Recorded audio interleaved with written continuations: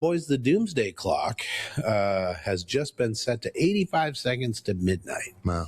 Is that the name of a song? The doomsday There used to be 2 minutes to midnight. I think it was in 76 when we were still very much there.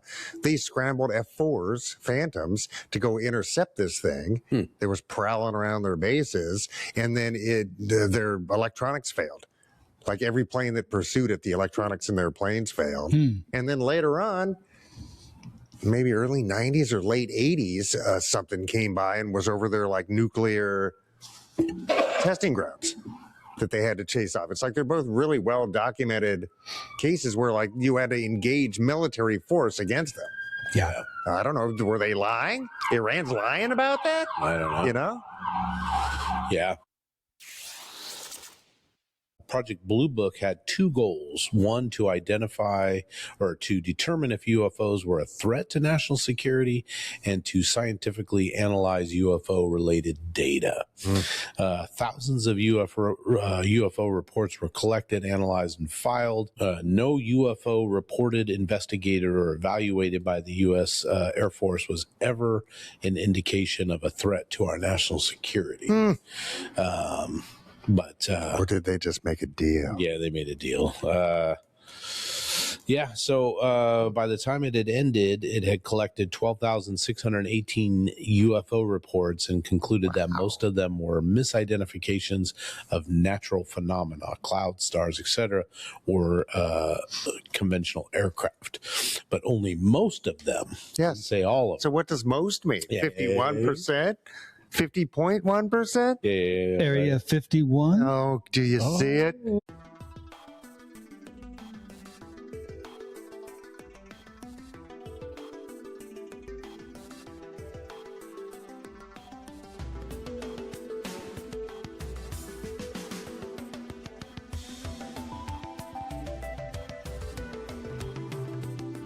Welcome everyone to Our Town Podcast, coming to you from the Cedar Stream studio space in beautiful downtown Renton. Please take a moment to like and subscribe, share if you can, and review if available. We'd love to hear from you, so comment below and tell us how we're doing. Hit the like and subscribe button to never miss an episode. And don't forget to visit our-townpodcast.com for all the links. Join the members only section of the website or sign up on Patreon. And now here they are, the boys of Our Town Podcast.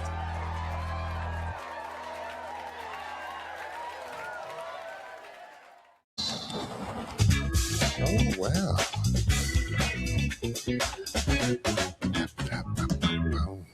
Well, welcome everybody to another exciting edition of Our Town Podcast. Extraordinary. Episode 159, coming to you from the Cedar Stream Studios in Renton. Beautiful and historic. Oh, yes. Downtown Renton, yes. Including this building. This building is old. Yeah. And we're looking at the cedar, or the hill up there. No, historic Renton Hill. Yeah. Yes. You can see it in the background.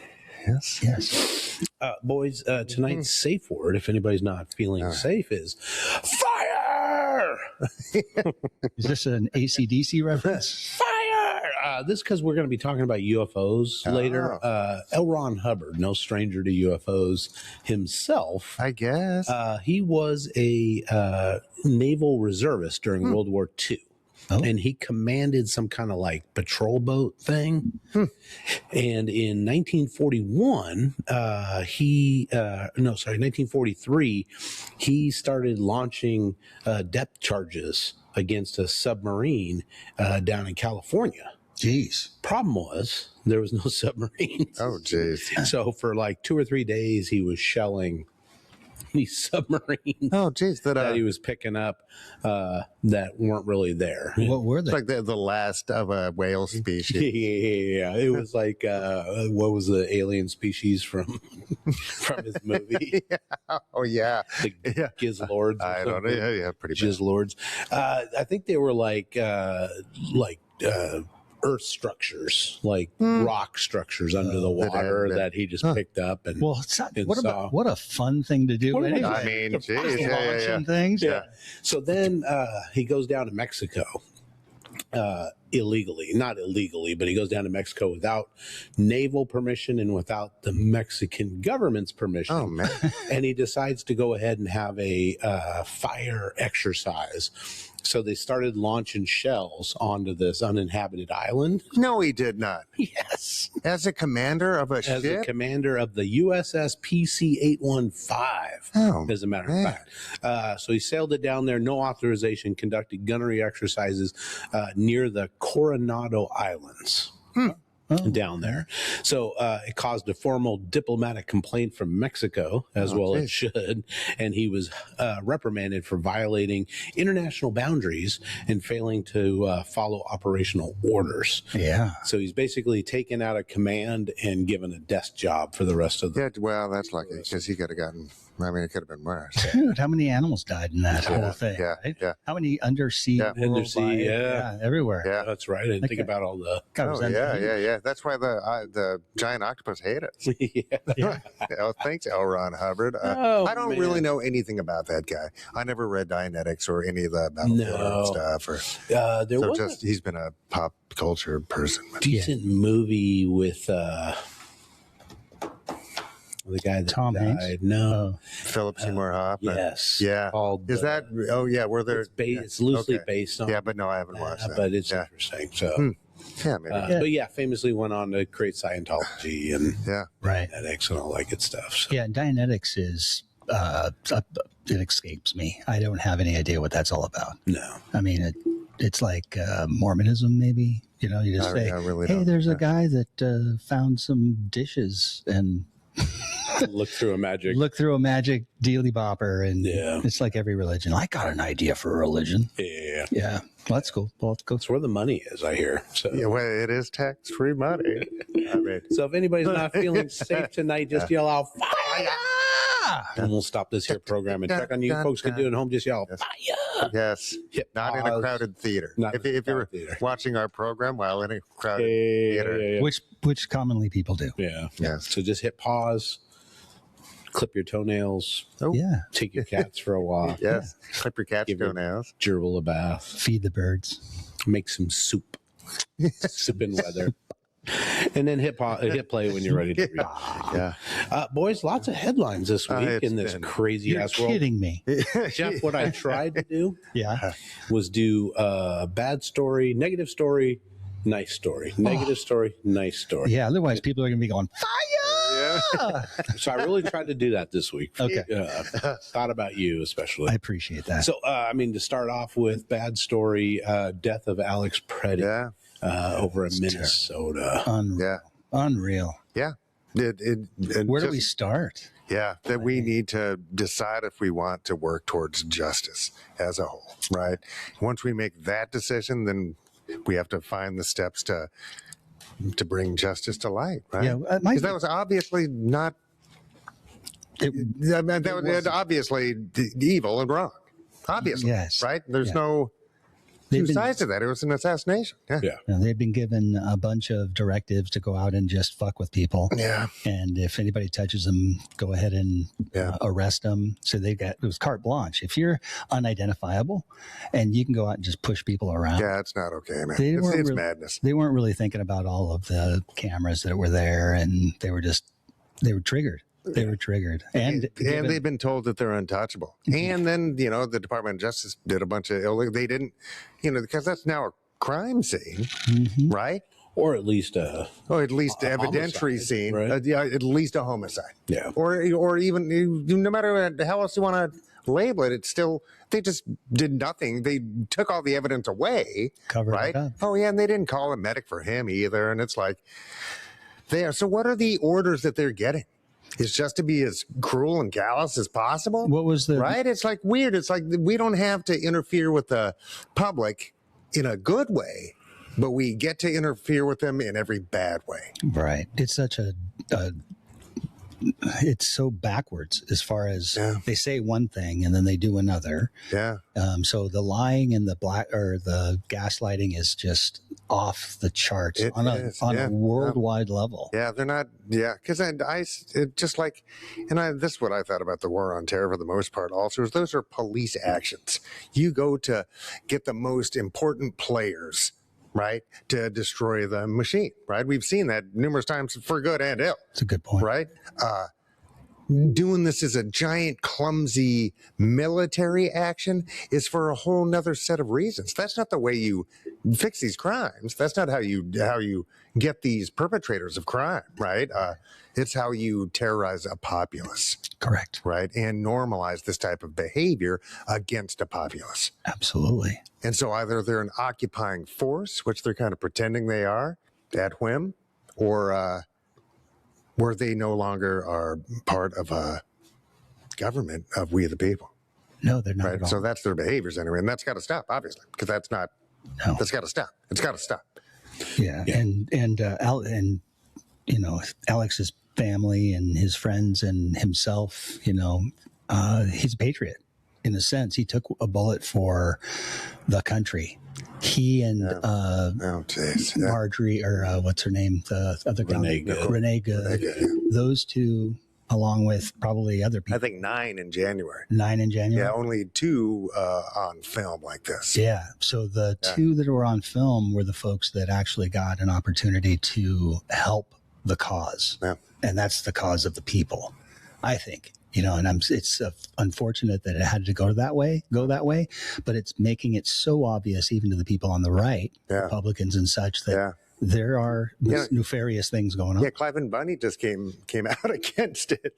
Oh, really? Yes. Oh, man. It's like, man, the guys, I think they realized that they got in bed with really bad people. Yeah. But it's also kind of late now. Well, no, it's not too late now. It's not too late now. And anybody who wants to push back against this obvious perversion of justice is welcome to do so. Right? Yeah.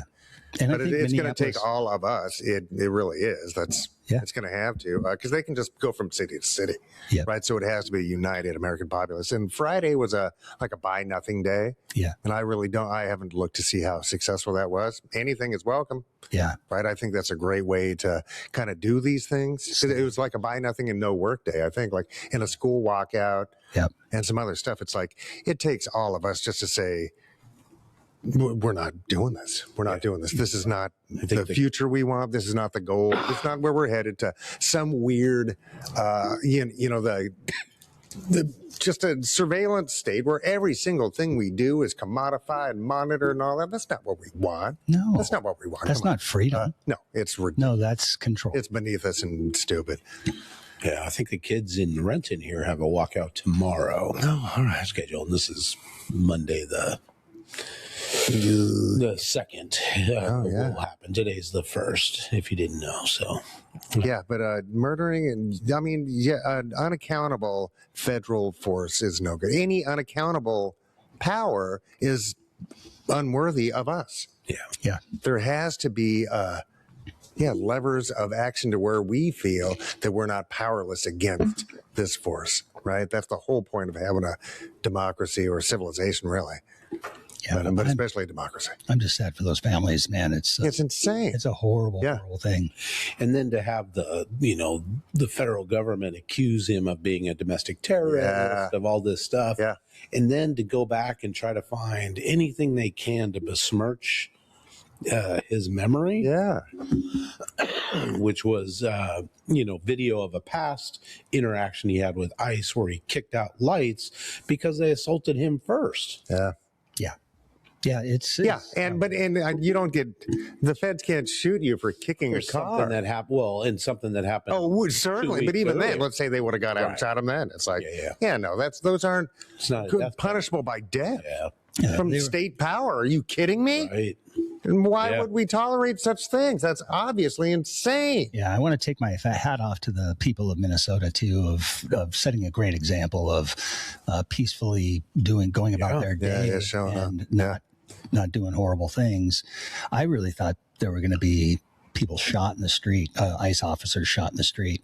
I really did. Yeah, no, there's a lot of restraint being shown. It's a lot. It really is. Cars being turned over. Sure. Yeah. There was even the day after, I think there was a car on fire, and it was caused by a flashbang grenade. Yeah. It was the and people that were protesting there were trying to douse it out. Yeah. With water bottles and everything they could find to put it out. Yeah, and the narrative that the Trump administration put forth that they were going in to take care of all these bad guys. Where are all the bad guys? And they were talking about law and order, that they are the party of law and order. They dropped that. Now they're like, we're going to make it safe. Right. Yeah. Right. Because they have they don't even want to lie about the law and order part. Right, because obviously they're lawless, right? A lawless force, unnamed, unrecognizable, right, and unprosecutable. How could that seem okay to anyone? Even the people that are doing it. Yeah, like, dude. What the fuck? Yeah. Because once you're on, man, if he doesn't like you, you're on the list. Yeah. You know what I mean? It's like, man, that becomes a really big list instantly. Yeah. Oh, man, it's not cool, man. When you come up to me and you tell me, like, this one guy was in his car or was filming an ICE officer in his car. And a woman alone in her car. No, different one. Oh. This was the guy that just said, hey, there's dozens of them.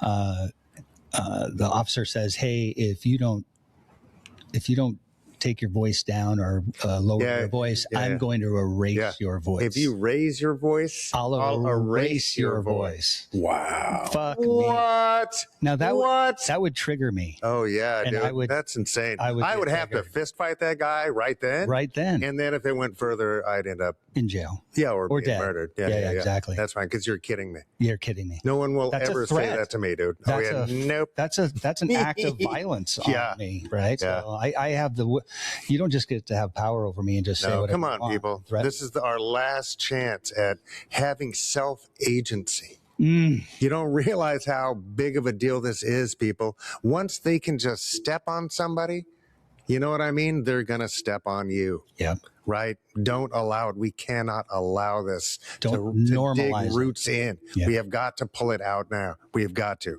We have got to. Yeah. And we've got to. We've got to. There's not going to be. What were you saying earlier about Jeffrey Epstein? That has to, because all of these things are allowed because we are still thinking they have legitimate power. Right? That they were elected and it wasn't shenanigans. But if the Epstein files are painting us a picture of who that was, it's the people in power. Mm-hmm. Right? So they've just insulated and manipulated each other to make it to where they are untouchable. Yeah. Which means their power is illegitimate. Right? So all of these other things, we need to make sure they just have no standing to perform these hideous acts, right? The only reason we allow it is we kind of tell ourselves they have standing to do so. They were elected.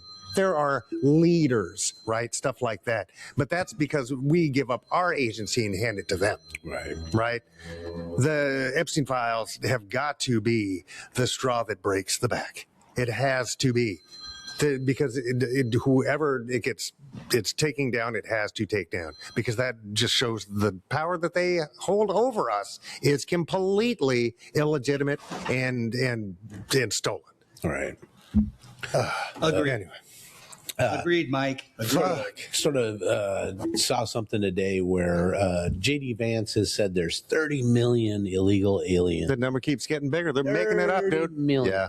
And they're murderers and they're, rapists and all this stuff. But what it's been is 30 million have killed 3 people in the country.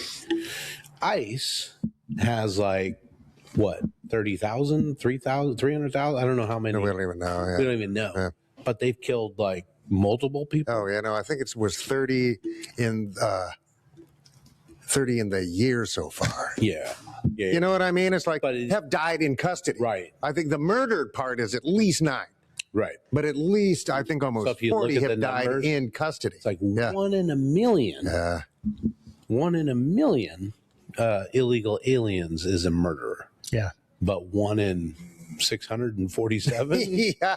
ICE agents are? Yeah. I don't know. Yeah, not cool, man. No, it's insane. It's insane. I don't know. And remember, being in the United States without papers, chances are there's an economic driver to that, right? And we've known that for decades. We just have chosen not to do anything about the economies of the world to make it so people don't want to migrate for money. Right. You know what I mean? Because therefore, if we really, treated labor with the respect it deserves worldwide, that would never have to happen. And we wouldn't have to we wouldn't have to have a poor class. Right, the whole plan here is to have a at-risk poor class to do the menial jobs, the mudsill jobs, right, and to keep them desperate the whole time, right, while the fat cats just get fatter and fatter. Is that Is that a quote from George Carlin? George Carlin famously said that same thing. That the poor are there to scare the shit out of the middle class. Out of the middle class, but these guys want to liquidate the middle class too. Right. They're done with it. Yeah, it's a lower. Yeah, both. Yeah. Yeah. And liquidate meaning literally. They're not afraid of it. No. Yeah. No, I just think weird. These guys are ding dongs. You read the shit that Peter Thiel reads, you'll see what I'm talking about. They're dingbats. They're dingbats, and they're not geniuses, because that's by no means a step in human progress like they pretend it is. That's just a way for them to envelop themselves in power and exclusivity. Right? It has nothing to do with advancement of humanity like they kind of pretend it is. Yeah. It's tiny dick energy. It's really not smart. It's not the most efficient use of humanity. Just like the forest, it's not the biggest tree steals all the sun. That's not it at all. If anything, it stabilizes things for generations of other trees so that they can make it through cataclysm and unpredictable traumas.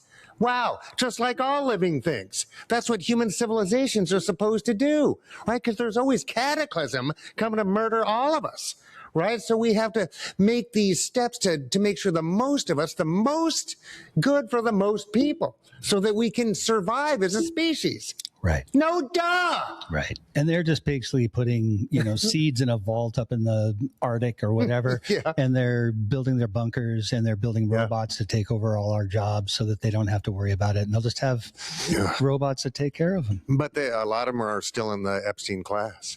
And not just economically, but just the whole belief system. Correct. That they are so advanced from the rest of us, they can rape us, they can murder us, they can mass murder us because they're so enlightened. Right. Yeah. Nonsense. Untouchable. Yeah. Nonsense. Yeah. They just have all the power. They have right now. They have all the we've power. Allowed it. Only because we allow it. We got to quit allowing it. Yeah. Well, I mean, that's the problem. Is that how do we not allow that anymore? I think it's tax them into oblivion to start.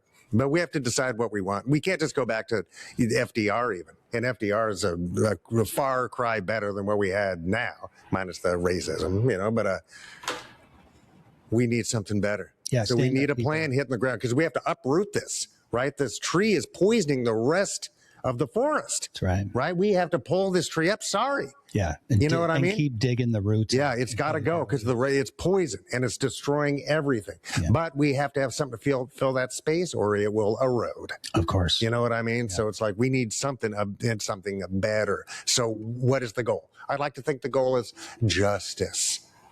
For now. Yeah. So, and that means everything. That means economic justice. Of course. That means justice amongst each other. Of course. Justice amongst the planet, blah, blah, blah, blah, blah. Absolutely. So to me, that's my goal, but I'm open to discussion. You know what I mean? It's a good start. Yes. So what are the steps necessary? That's the plan we need to hit the ground to fill that gap. Yeah.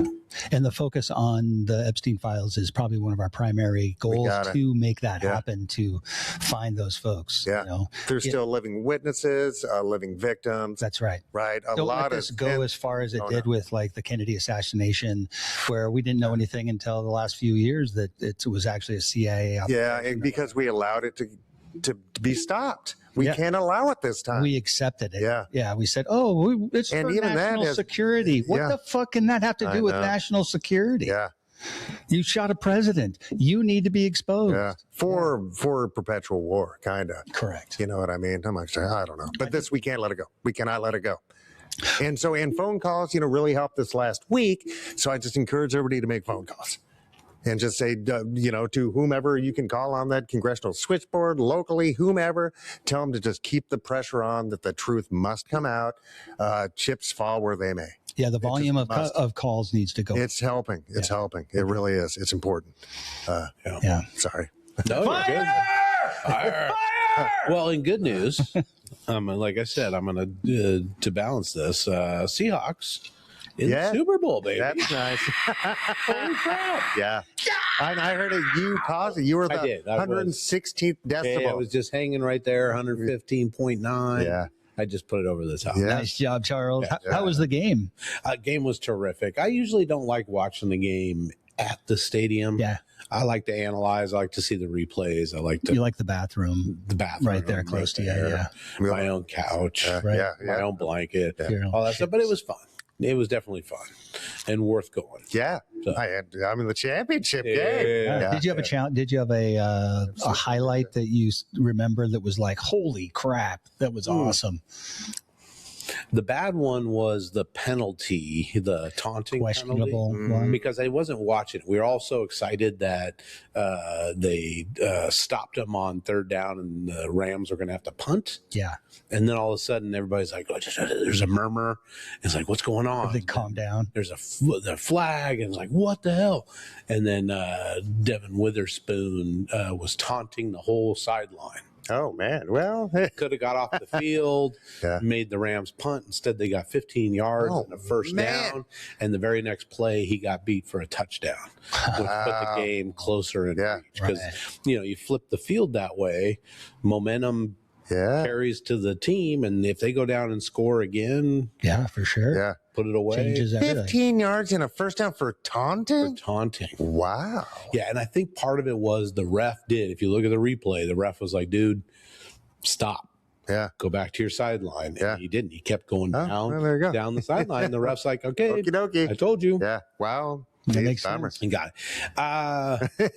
Just some of the touchdowns. The best was, I was talking to the wife, and I'm like, if they get first down here, it's over, because it was the last drive. They just need to wear out the clock. Yeah. Rams had used up all their timeouts.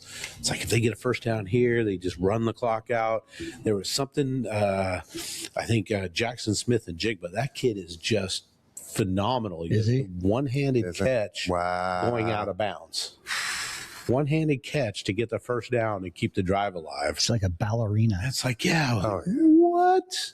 But yeah, there was several good times. Not a lot of Rams fans there, which was fine. There was a few sprinkled here and there. Which is odd for a major. They're close. They're just down south. Not too bad, but it's a good rivalry.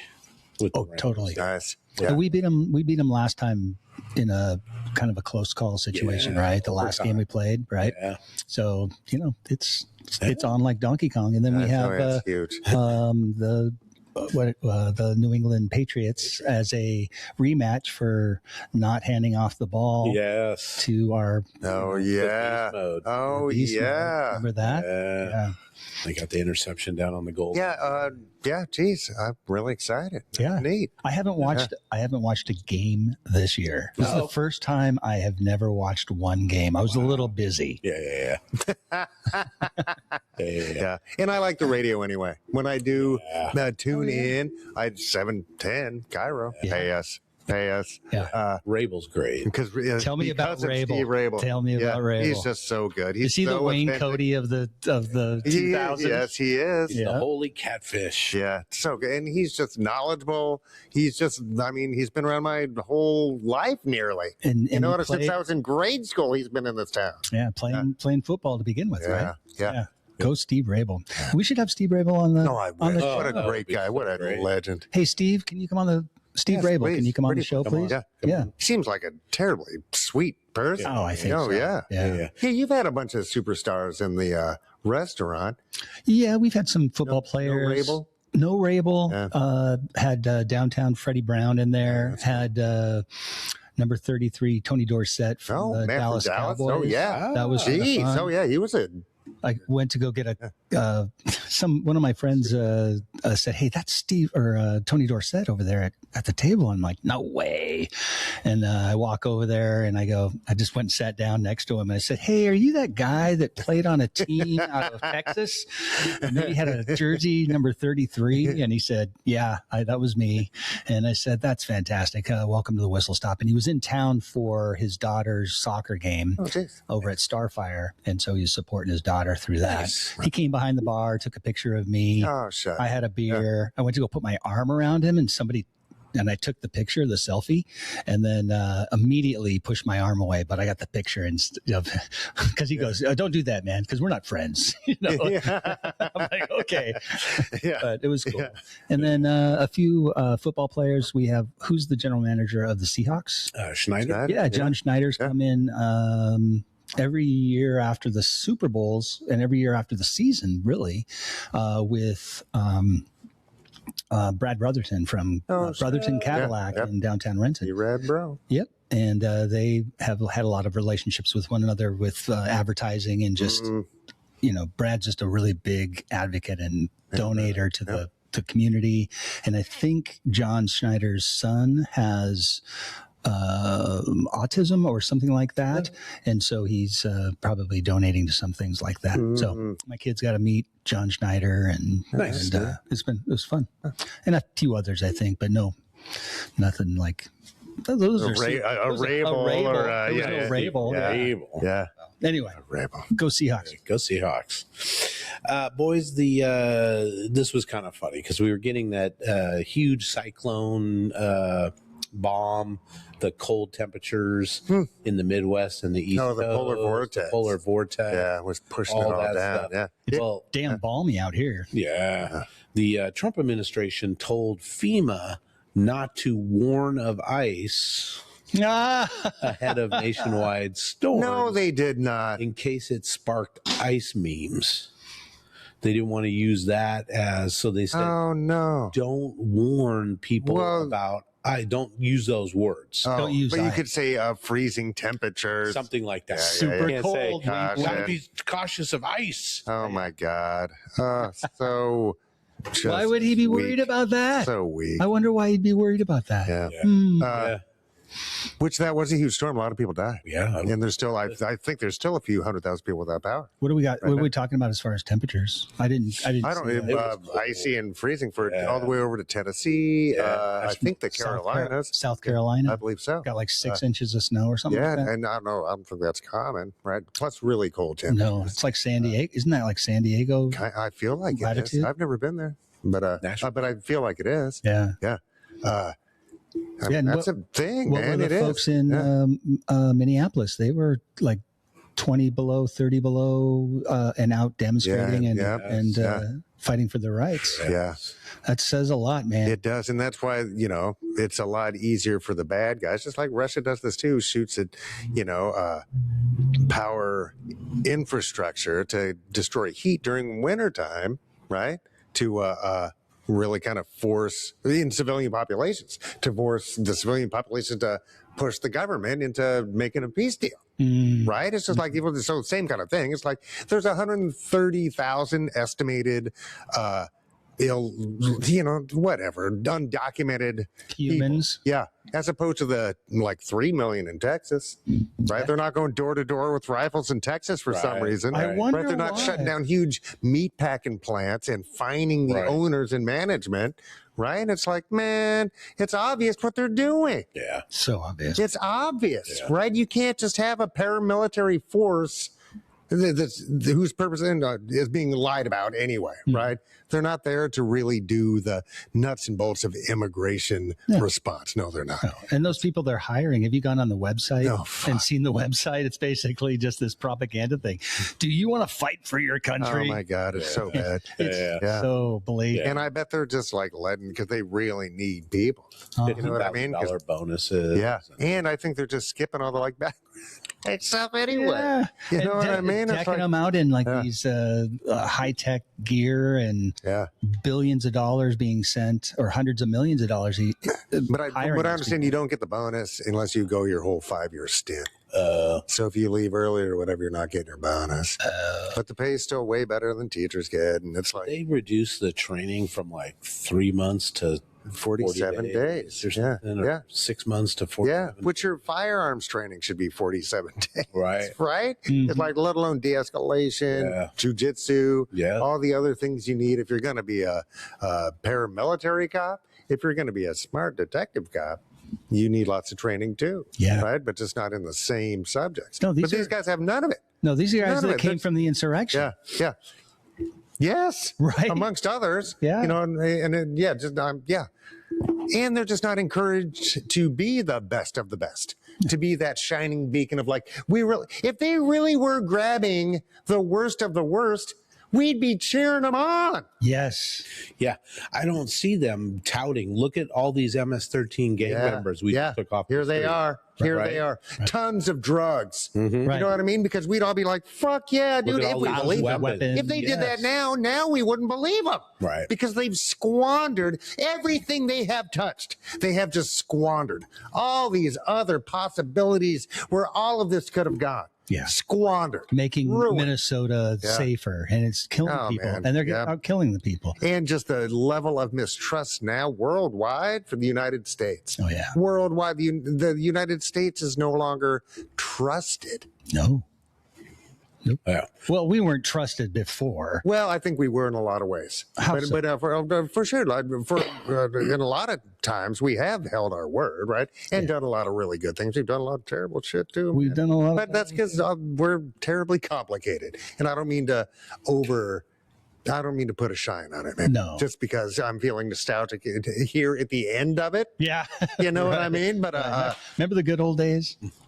But of course we were. You know what I mean? We weren't always a square player, obviously, man. But but I don't think we were always an evil player. We aren't what I thought from myself, from my own personal perspective growing up. I remember being like, oh, I'm so glad I'm in a safe place. Yeah. I'm in a safe place that's doing the right thing. Right. And as you get older, you start to get a little more wise. You hear more stories and you develop some wisdom and you believe less and less about what the government's telling you. And you find out that we've gone in and done some really fucking horrible things. Oh, yeah. And committed lots of genocide. Recently. Yeah. Oh, yeah. Exactly. But that's also not the us part. The part that has helped bring some people out of poverty worldwide, right? Correct. That's different. They're different departments. Right. You know what I mean? It's like Sally Struthers. You know what I mean? It's like we really have. But so, yeah. And just the concept that that you have some mobility here. The concept that you can kind of hope for just that it's not just all like warlords and weird petty squabble rule. Like most of the rest of the planet, dude, it really is like tribal. And I don't mean in that sense, but like one village has its certain families that rule over everything. And that's not necessarily better for most people there. Right. That's not a path to justice. You know what I mean? But having plea bargains 90% of the time, that's not a path to justice either. You know what I mean? So it's like we have to recognize the complexity of our society, right? Yes, that's fine. But I also don't want to watch it go away. No, right? We're just kind of inching towards a good future. Yeah. You know what I mean? It's like, anyway. Yeah. Fire! Yeah. Well, and good news, and I don't know if this is good news or not, to tell you the truth, but Sydney Sweeney, we talked about a few times, she posted an Instagram of herself and a bunch of people decorating the Hollywood sign with strings of bras and panties. So, I mean, how bad could that be? She was down there launching her new intimates collection called CERN, S-Y-R-N, I think. CERN. Siren, I bet. Oh, Siren. It should be, if not. Yeah. But whoever her people are. TM, if it's not. Yeah. Siren sounds good. Unfortunately, she wasn't allowed to shoot a commercial there. She did get a permit to do something there, but she wasn't allowed to shoot a commercial, so she could be facing fines. No. Who's her management? She's got weird management. I've got good genes. Yeah. It's like, that's her ad, really? And Well, I think that was the. and is she considered a really good up and coming actress? I don't know. She's been in a few. I mean, I've seen her in a few things, and she was okay. I can't really think of anything I've seen her. She was best known for her starring role in Dogs of Glory. Is that what it was? Dogs of Glory. I don't know dogs. I don't know that. No, it's not really a movie. Oh. Yeah. Making shit up over there. The Hollywood Chamber of Commerce controls that, and you're not really. I think it's fenced off. I've never been to. I've been up close to it. Yeah. Yeah. Is it all fenced off? Oh, yeah. So Yeah, you're and not supposed to be able to. You're really not supposed to go up there because it's residential and it's not. It's not like they've got a parking lot. I don't think you just like wander on up Climb on up there. Yeah. Well, you drive up into these beautiful houses and you just park on the street and there's people wandering around like, this must be good. And then you get a glimpse of it. Is that the Hollywood Hills? I'm assuming. Yeah, The Hollywood Hills. Yeah. The Hollywood Nights in the Hollywood Squares. She was looking so right. Yeah, I think she needs a new management team. I think they're not doing right by her. She'd be good at like maybe, the gal that did her bathwater essence. I think that's her. Oh, was that her? Or was that? That was her. Yeah. Oh, that was her. Yeah, because then we were like, we should pass gas and use it as an Alzheimer's cure. Yeah. We're inspired by Sydney Sweeney. That's so great. Yeah, I think it's important that she gets a new manager, like Mike said. Yeah. And then we're available. Yeah. Yeah, that would be great. Yeah. I mean, do you have to look any further? I mean, we could do it. We'll figure something out. We'll figure something out. We'll get her a new PR campaign. A night with Sydney Sweeney at the Renton Civic Theater. Oh, that'd be great. Yeah. Well, Sydney, if you're out there, just think about coming on the Our Town podcast for an hour or so, and we'll work it out. We'll work it out. Okay, we'll work out the contract. Yeah.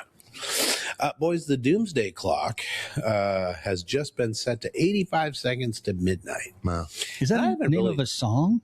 The doomsday There used to be 2 minutes to midnight. Yeah. It was created about 80 years ago. Wasn't it Swiss? Maybe in Switzerland. They make the best clocks. Yeah. But the Bulletin of the Atomic Scientists Science and Security Board, SABS, they're the expert council that annually updates the clock's hands. And it's forever getting closer and closer. And they say by the time it hits midnight, we're done. Yeah. We're done. I don't know. I mean, it's been close to midnight forever. Yeah. Closest as ever. But why does it keep getting closer? We should have, once we saw that, we should have went, let's do whatever we can to go further away. Yeah. Stop throwing that spaghetti up against the wall. Let's get some rigatoni. See if Sydney Sweeney can start. Yeah, come on, Sydney, help us out here. Sydney's I don't want to pasta. get nuked. Yeah, because what are the criteria that they bring up this time around? It's like it was group highlighted the growing threat of nuclear weapons, disruptive technologies such as AI, multiple concerns about biosecurity, and the persistent climate crisis. Yeah, geez. Oh, that's on my list. I would also put the degradation of democracies. Or the rise of autocracies, kingdoms, these new fiefdoms. Yeah. Come on, Sydney Sweeney. Well, in good news, and I don't know if this is good news or not, because I think he's apologized before, but Kanye West took a full-page ad in the Wall Street Journal to apologize for being an anti-Semitic fuckhead just a couple of years ago. Remember, he claimed his bipolar disorder caused him to just bash Jewish people amongst all sorts of stuff. All sorts of stuff. Certainly. Yeah. And he lost his Adidas endorsement deal. Yeah. He lost because it was bananas. Yes, he was going nuts. But and speak because you could do one, but he was also like pro Hitler stuff. Right. So you don't have to go both. Right. But he also was not med compliant, and he was I don't know if he was an undiagnosed. I don't know. But now he has been diagnosed, and it makes it sound like he's following, On the path to wellness. some kind of steps to wellness. Yeah. He says, he quotes, "I am not a Nazi or anti-Semite. I love Jewish people." Oh, well, geez. So, yeah. I mean, Yeah. That's a quote. And do you think, and I don't really know, Kanye, I really don't. Does this seem like he wrote it or his people wrote this? I don't know. And also, where's his team?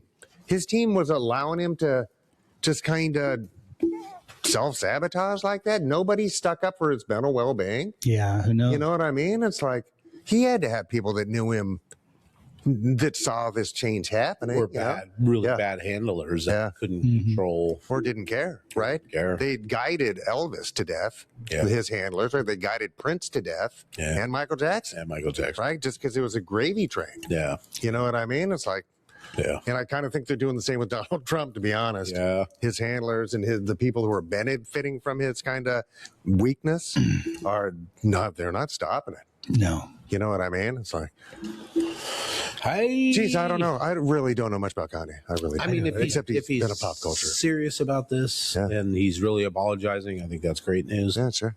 If he's doing it to gain clicks and And he's never been a David Duke. It's like he's not a policymaker. He's a personality, right? But he's not making laws. You know what I mean? And he really was. I mean, there was a chemical imbalance going on. You know what I mean? It's talented people with that many ears.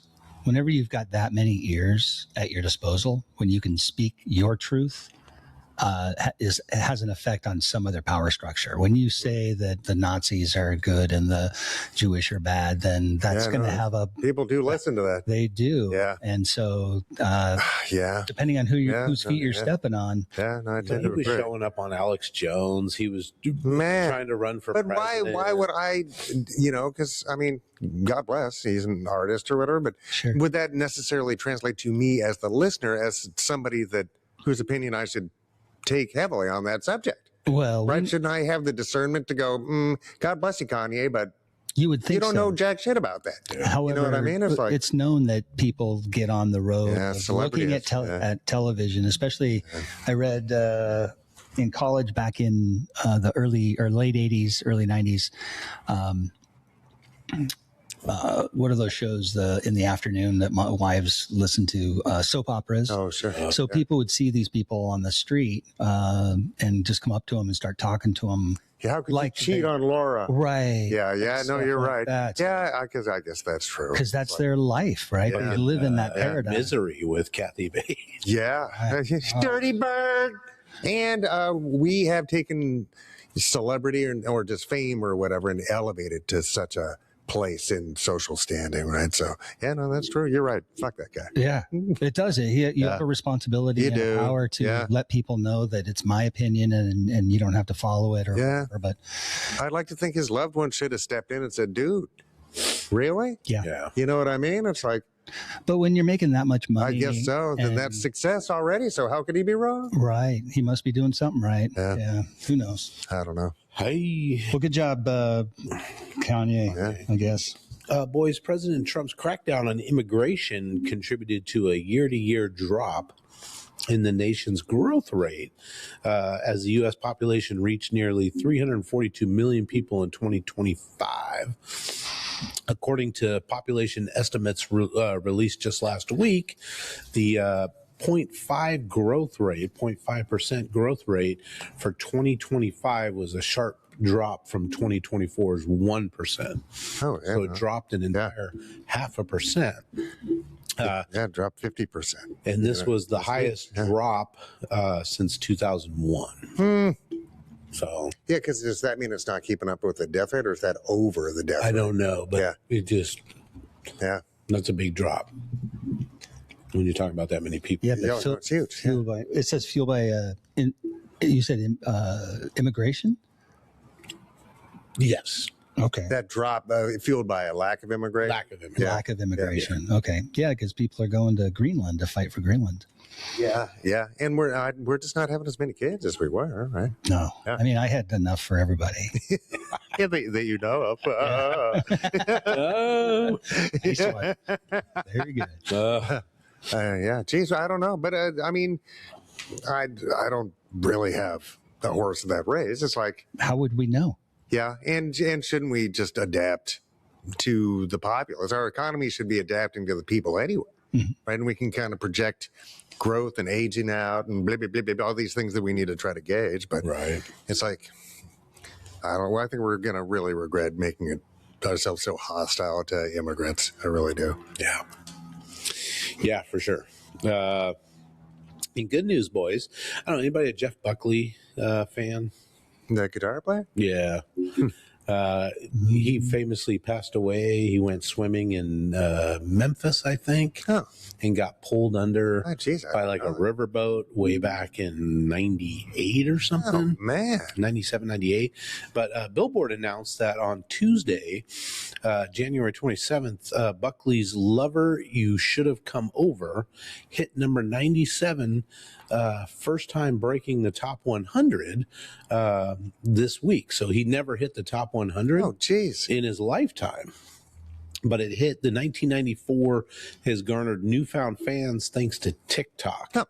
So a lot of these TikToks will use those songs in their little TikToks, and then people are like, "Oh, that's an interesting song," and they'll go look it up and stream it. Jeez, that's neat. Download it. And all 30 years after he passed. Close. 30 years after he passed. Jeez. He finally hit the top 100 Billboard 100.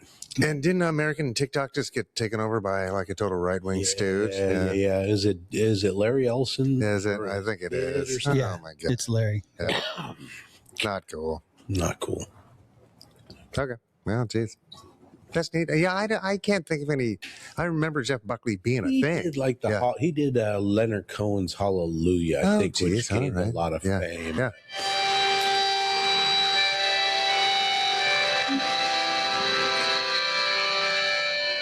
That's it. It's the beginning of it. This is The Lover You Should Have Come Over. Yeah.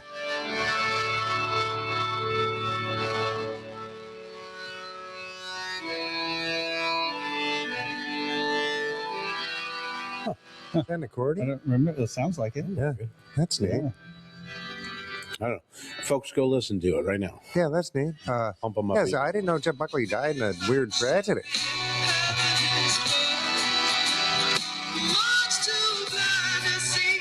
I don't know that one. Yeah. So, Geez, Leonard Cohen's neat, though. Leonard Cohen's good.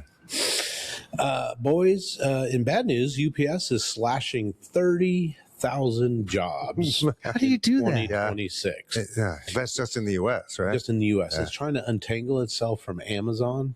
Remember, it was the big Amazon carrier. Well, Amazon's gone to their own logistics, yeah. They're buying their own jets and it's a thing. Their own distribution centers and everything. Yeah. Jeez. Yeah, that's a big deal. That is 30,000 is a lot of people. It is, and there's definitely the writing's been on the wall with Amazon forever, right? Yeah. That they're going to take over pretty much everything. They've got all the money to do the drones and the self-driving cars and the whatever automation. Can they do my colorectal screenings? Can I send my poop to Amazon? Amazon headquarters. I'll ask them. Yeah, you can just try. Yeah. I mean, my mistake. Yeah, my mistake. I thought that's where I sent my colorectal samples. Yeah, geez. Well, we can take a look at them, Mike, later. We can just close these curtains.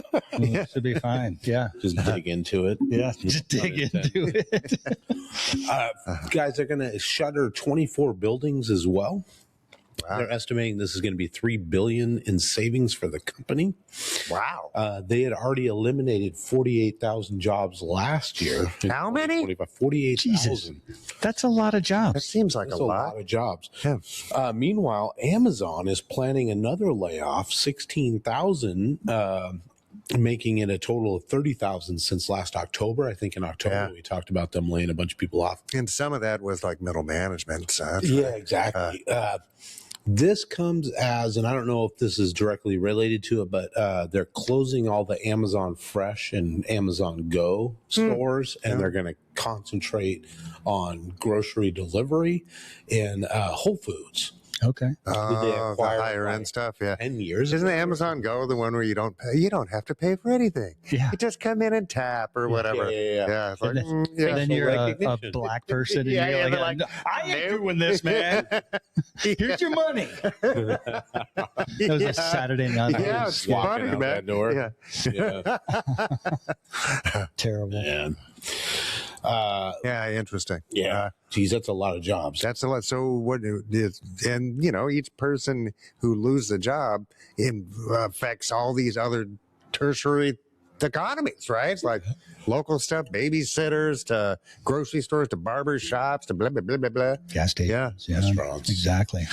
And real estate, like you said, UPS is leaving how many? 24 buildings. Yeah, geez, I don't know. That's And a you lot. got to think that these are, I'm assuming, like distribution centers or whatever. But also, I mean, the delivery thing is going to be automated real soon. And so are the logistical warehouse. They're going to be automated. Hey, it's as soon as possible, right? Yeah. So we know that's coming. So should we be consciously trying to adapt to that now? Yes. Working towards that, I would think, right? Absolutely. Like the minute AI was going to come along, we should have taken everybody out of the coding classes, right, and put them into something else. Yeah. Right. Because AI is going to code everything Right. within a year, for sure, right? It's like, It's happening faster than we can even because imagine. why wouldn't they? Yeah. What's Elon Musk say? He's like, there's going to be I don't know, 20 billion robots. More in the robots next than humans. Humans, right? Yeah. It's going to be crazy. I hope not. And have you seen the dexterity of these things? No. Oh, his, what do they call it? Optimus. The dexterity of his ability to wash dishes and do stuff is insane. Wow. Man. And it just happened like overnight. Yeah. I mean, they've been obviously working on it for quite some time. Yeah. But boy, oh boy, it's a pretty magnificent creation and also fucking horrifying. Yes. And I did see a news story. I didn't put it on here that Tesla is going to stop doing the S and the X model this year. I think they're going to do like the first quarter and then they're done. So if you want an S or an X, Like they're going to quit they're manufacturing? going to quit making those and then they're going to turn those production Robotaxis. facilities Into the robotaxis. taxis and other robots. Oh, robots. Yeah. Oh, Man, is the market there for robots? I mean, that's way off topic, but well, how much if you could buy one for $1,600 and it would do all your dishes?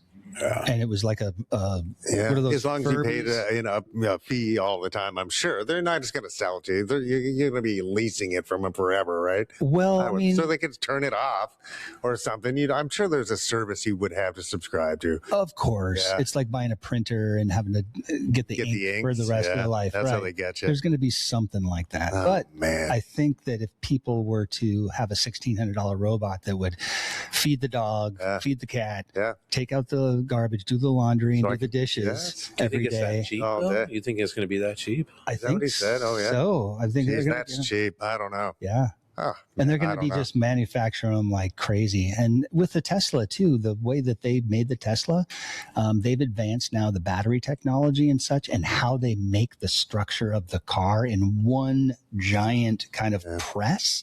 So the speed at which they can put out the cars is exponentially different than any other manufacturer. Because there's way less in steps history. to it. Correct. Yeah. Wow. Getting rid of robots, getting rid of all the technology necessary for those intermediary processes to make a car. Yeah. And the battery technology is just insanely better. Yep. Yeah, so there's a lot coming down the line fast, which I think is going to change the minds, which we have to talk about, because if you change the perception of doom and gloom by the population, and all of a sudden interest rates go down and there's more money flowing into the economy, and everybody's like, oh, okay, groceries are cheaper, I can sell my house and make some money, it's going to change the way it is. And you start throwing robots into the whole thing, and it's like a little bit of utopia for a while. People are going to forget about all of the chaos that we're going through right now very quickly. We'll be very short-sighted and not take any sort of responsibility for the fact that the algorithms that are being produced by these people we don't know. We don't know these people that are making these algorithms. And what about my algorithm? Is. Yeah. My desire, your desire, everybody's desire. What are we going to do about the decision making of how those algorithms help us as people and make us freer and more creative and less burdened. Yeah. Yeah. Because that doesn't seem to be the goal right now. It does not. Right. No, at all. But if they turn that be. around, it could be. It could be. Yeah, it could be. We just have to decide that's where we want to head, you know? Yeah, that's our. So far, we've just been fine with just being surveilled. Yeah. Surveilled and lied to. Well, Well, Charles, there you go. Surveil this. speaking of robots, I don't know how this fits, but Barbie's needy male counterpart, Optimus. not just Ken. Oh. He has a full name. Oh. What's his And the name is Kenneth Sean Carson. Sounds like a douchebag, according to Mattel, which says the doll just saw an uptick in popularity. Of course, the Barbie movie had come out with Ryan Gosling That was huge. as him. And they gave him a little bit of a backstory. Ken and Barbie met on the set of their first television commercial in 1961 and soon began dating. After more than 4 decades, the doll couple broke up in 2004, but reunited in 2011. Oh, good. Was that when the Barbie movie came out? No, that's only been out for a couple A few years, I think. Yeah. Okay. Then when the Oppenheimer movie came, But it didn't seem like- Barbieheimer. Yeah, Barbenheimer, right. It didn't seem like Barbie was too into Ken in that movie at all. It really did. Not like I saw the movie or anything. Yeah. Yeah. Yeah, people loved it. 1961 Wow, together. that's pretty neat, man. Did that build Mattel then? Was that their main source of That income? and Hot Wheels, maybe? Oh yeah, Tonka. It was Tonka? yeah. I thought Tonka was Tonka. To Tonka. Tonka. Buffalo. Yeah, so good. Yeah, you're right. I think Tonka was Tonka. I'm old enough to remember when Kevin Costner made interesting films. Yeah. That's how old I am. Oh, man. Wandering around with dogs. Yeah. Oh, not that was it. Was, voices of dogs or something. Ghislaine Maxwell has claimed in a habeas corpus petition that 4 co-conspirators and 25 different men reached secret settlements related to the Jeffrey Epstein case, but were never indicted. Oh, shit. So she herself man. is claiming that 25 different I can't believe she men- hasn't slipped down the stairs right? or something. I find it really hard to believe that she's still alive. Could this be part of the whole scheme is to, They were trying to get her to get Trump off the hook. Yeah. I mean, they were very open about it. You know what I mean? And she did come Yeah. out and say, "Oh, She did. No, it was great. Trump's a Yeah. guy." But all this other sworn testimony, that was non-sworn testimony. Right. She was just talking to Trump's previous private lawyer, Right. who now is second in command at the Department of Right. Justice for the United Yeah. States. Yeah. And No conflicts. oh my God, it's so weird. Yeah. Any other time in American history, this would not have been tolerated, even in the worst of times. It's so weird. yeah. I don't know what kind of spell we've been Where put are, under. It's where bizarre. are our reporters? I Where know. are these reporters? Man, the fourth wall just right. The fourth estate just gave up. Just gave up. Immediately. We because since we need them. since Clinton, right? It's been corporate media. Right? It really has. It's like, when's the last time you saw him say something bad about Boeing or Lockheed Martin or something? Right? It's like, there's no way they're going to. Boeing runs ads on news. Well, you know what? Raytheon runs ads on the news. 24-hour news cycle. Yeah, so who's going to speak against your biggest advertiser? Pharmaceutical. You know what I the mean? whole And we thing. just allowed the Clinton signed the Telecommunications Act, right? And that allowed for all these companies to make media conglomerates. So that changes the framework of the conversation. It does. You know what I mean? Yeah, if you only That's have where that started, but it's obviously accelerated and gotten much if you worse. only have 30 seconds of talking about the bad things that corporations are doing, there's 45 minutes of conversations about the fluff and the death and dismemberment of the society and all of that. You don't. It's a pay-to-play situation. It's a pay-to-play situation. It is. Yeah, Amazon's not going to be called out on anything. No, we got to break up giant business, right? The too big to fail has just got to be that era needs to end. Goodbye. Right, just break all this stuff back up. We've done it before, right? We've learned from this before. Sure. Right. So we just have to regain the power of the hopefully blind, just regulatory system, the nerves that they've doged. You know what I mean? Right. The regulatory system has saved hundreds of millions of American lives. End of story. It's like, and kept us from being robbed. Yeah. Oh, boys. Speaking of Ghislaine Maxwell and Epstein and all that, person, dude. Melania movie has debuted this weekend. Yeah. Surprisingly, it did better. I'm making air quotes if you're just listening to this. It did better than expected on sales. A lot of people projecting $2 to $5 million for the opening weekend. Looks like it's on track to make $8 million. Yeah, but does that just mean somebody bought a bunch of tickets? Because every other report I've heard is that people have checked like theaters and seen like 2 seats sold and nothing else. And I'd, of all the fucking gross shit going on right now, if she needs a fluff piece to make herself feel important or whatever, that's so far down the list for me. But it's also very indicative of who these people are. Right. That she just demanded this. And directed by a serial accused sexual predator who just now, this weekend, had a photo of him cuddling with a young lady with Epstein on a couch. Yes. It's all connected, folks. It's all connected. We got it. Those are the bums we need to throw out. The weird, thick eyeglassed bureaucrats were not our enemies, people. Right. You threw out the wrong bums. Yeah. Right. These are the bums that have to go.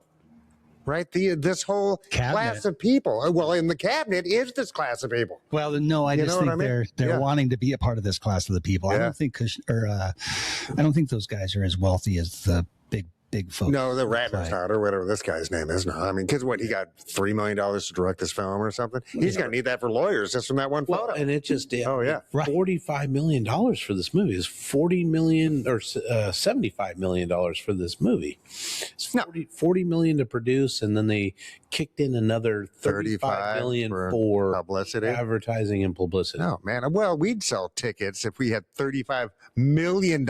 And so, how much did they say came in on the weekend? 8. So it hasn't even paid its own. Yeah, it got close. No, that's not even 25% of its publishing bill. Right. So they're thinking it'll be in theaters for about 2 weeks. No, and that's then part of that 35 mil right there. The Amazon. Oh, yeah. But this is just a bribe. This is just Jeff Bezos bribing Trump by giving his wife a $75 million. What did they spend $75 million? Even $40 million to produce a documentary. Catering. Because they only eat the flesh of Gila monsters and newborn babies. And Gila monsters dipped in adrenochrome.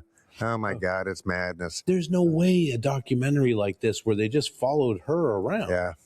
It wasn't like they had a bunch of actors and shit that they had to pay. It wasn't that they had set pieces they had to build. Maybe it's just a bunch of graft, right? That's a bunch of people just getting paid out the back. Oh, sure. But it's $75 million compared to the.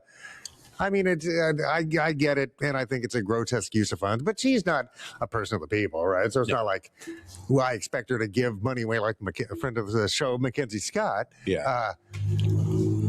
But these people are murdering rapists, right? If they need a fluff piece to sleep at night, I don't give a fuck, man. They need to go down because they have really, really worked against our species. These are crimes against our species that these people have committed. They have got to go down. They got to go down. Yeah. Scary. Well, in good movie news, about a year ago, maybe a little longer, we talked about Scarecrow Video. We donated to them and called attention to it a little bit, but they have now raised enough money on their fundraising to buy the building that they're in. Oh, great. That's great. So good news for them. They're just an iconic ENW institution, the world's largest publicly accessible physical media collection. Wow. 542,000 titles. Wow. Something to that effect. Holy shit. Wow. There's a lot of titles. And to get there, you become a member. And then once you become a member, you can go check out whatever you want to go check out. Wow. So if there's an oddball movie that you've heard about, Kung Fu, Express. no, Panda. it was Kung Fu Hustle? Kung Fu Hustle. Oh, yeah. Well, Kung Fu Hustle is pretty easy. No, I know. There was one that was Six String Samurai. Stuff like that. If you want to see something like that. Yeah, the stuff that you used to be able to go to the varsity or something to see. Yeah. And just, wow, that's really neat. Yeah. That's really good for them. I'd like to go there to get compilations from film festivals. They had lots of film festival winner compilations. Yeah. Geez, that's So great. you can see the best of the film Of that year. Yeah. That year. Geez, that's yeah, cool. It was Yeah. fun. Yeah, I was talking about compilation records the other day, and that kind of thing, because you always find something. Yeah. There's always something that clicks. Yeah. It's really neat. It is really neat. Yeah, it expands your horizon. Yeah, geez, congratulations. Yeah. I was on Sure. Netflix last night, Janelle's house, and there ain't shit on There's Netflix. nothing on there. I went to go find something, and it's not there. And I went to go find something else, it's not there. And then I went, and it was on and on and on and on. I'm like, and some are coming and some are going, and I'm like, what's going on here? And I haven't had Netflix in years, but we decided to start watching some. Where's the bear? Oh, that's Disney. That's Yeah, because the bear's a good show. The Bear's a good show. Yeah. But I think But that it's is on Disney. it's on. Yeah. Have you heard about Sinners? Have you heard about the movie Sinners? Yeah. Yeah, I Yes, saw that's that in excellent. theaters. Oh, yeah. You did see it. Yeah, I Oh, took yeah. the kid because she thinks Oh, man. Michael B. Jordan. P. Jordan. Not Michael Jordan. Yeah, Michael P. Jordan. Yeah. She thinks he is Feinscheit. Is Oh, what the sure. kid. Yeah, no, he is. Yeah. But I'm also not sure if he passed the Borgnine. I think he won a bunch of awards for this film. It's a hell of a film. It's got It- 16 but- nominations. Wow. for Yeah, no, I'm Academy not Awards. knocking it. I'm into Most it. in history, Yeah. right? I think so. Yeah. Yeah, And it's a movie about vampires, right? it is, but Yeah. it's really well done. Okay. No, it's, All right. yeah. I'm excited to see it. No, you're going to enjoy it. You know who recommended it to me, and he said it was on Netflix, was Bill. Bill from Coffee, like Oh, like Bill Collins? yeah, Bill Collins. Oh, geez. Yeah. Yeah. He goes, this is how he described it. He goes, it's really interesting all the way up until like about midway, and then it gets weird. Oh, no, it's really well done. And from Bill, that Yeah. was like, an No, but accolade. there's great blues music. Oh, yeah. and Which kind of ties the whole thing together. Yeah. It's really neat. I think it's very well done. Yeah. Oh, yeah. Cool. All right. And the opening scene deserves its whole, it needs to be its own movie.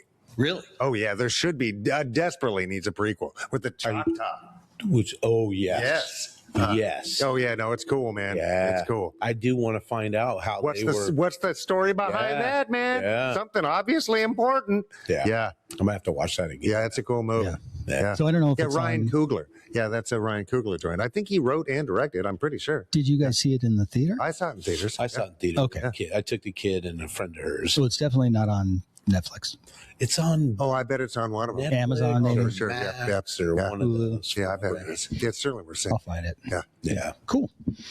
Yeah.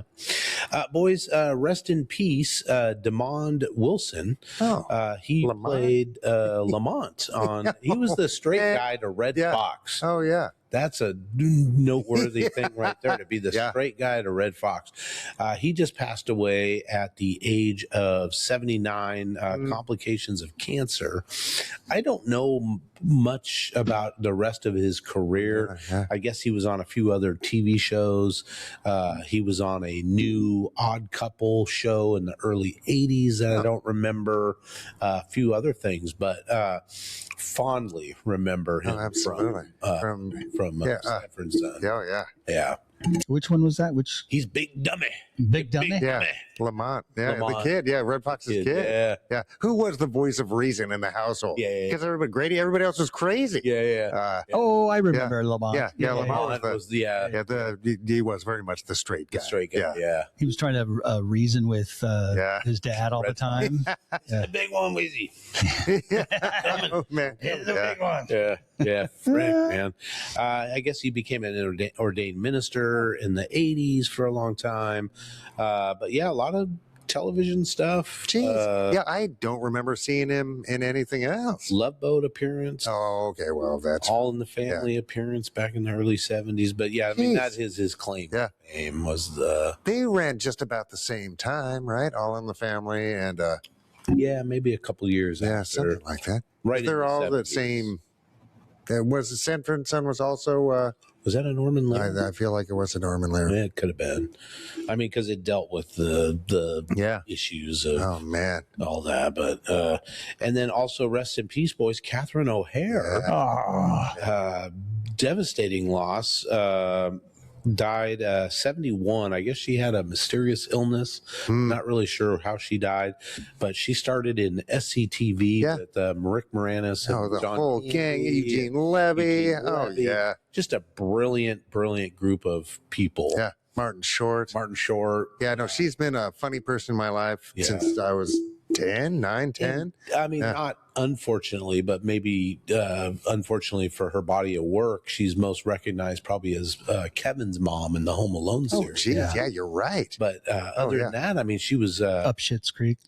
Yes, all that stuff. Which people love that. It's a great. She does great with Mighty Wind.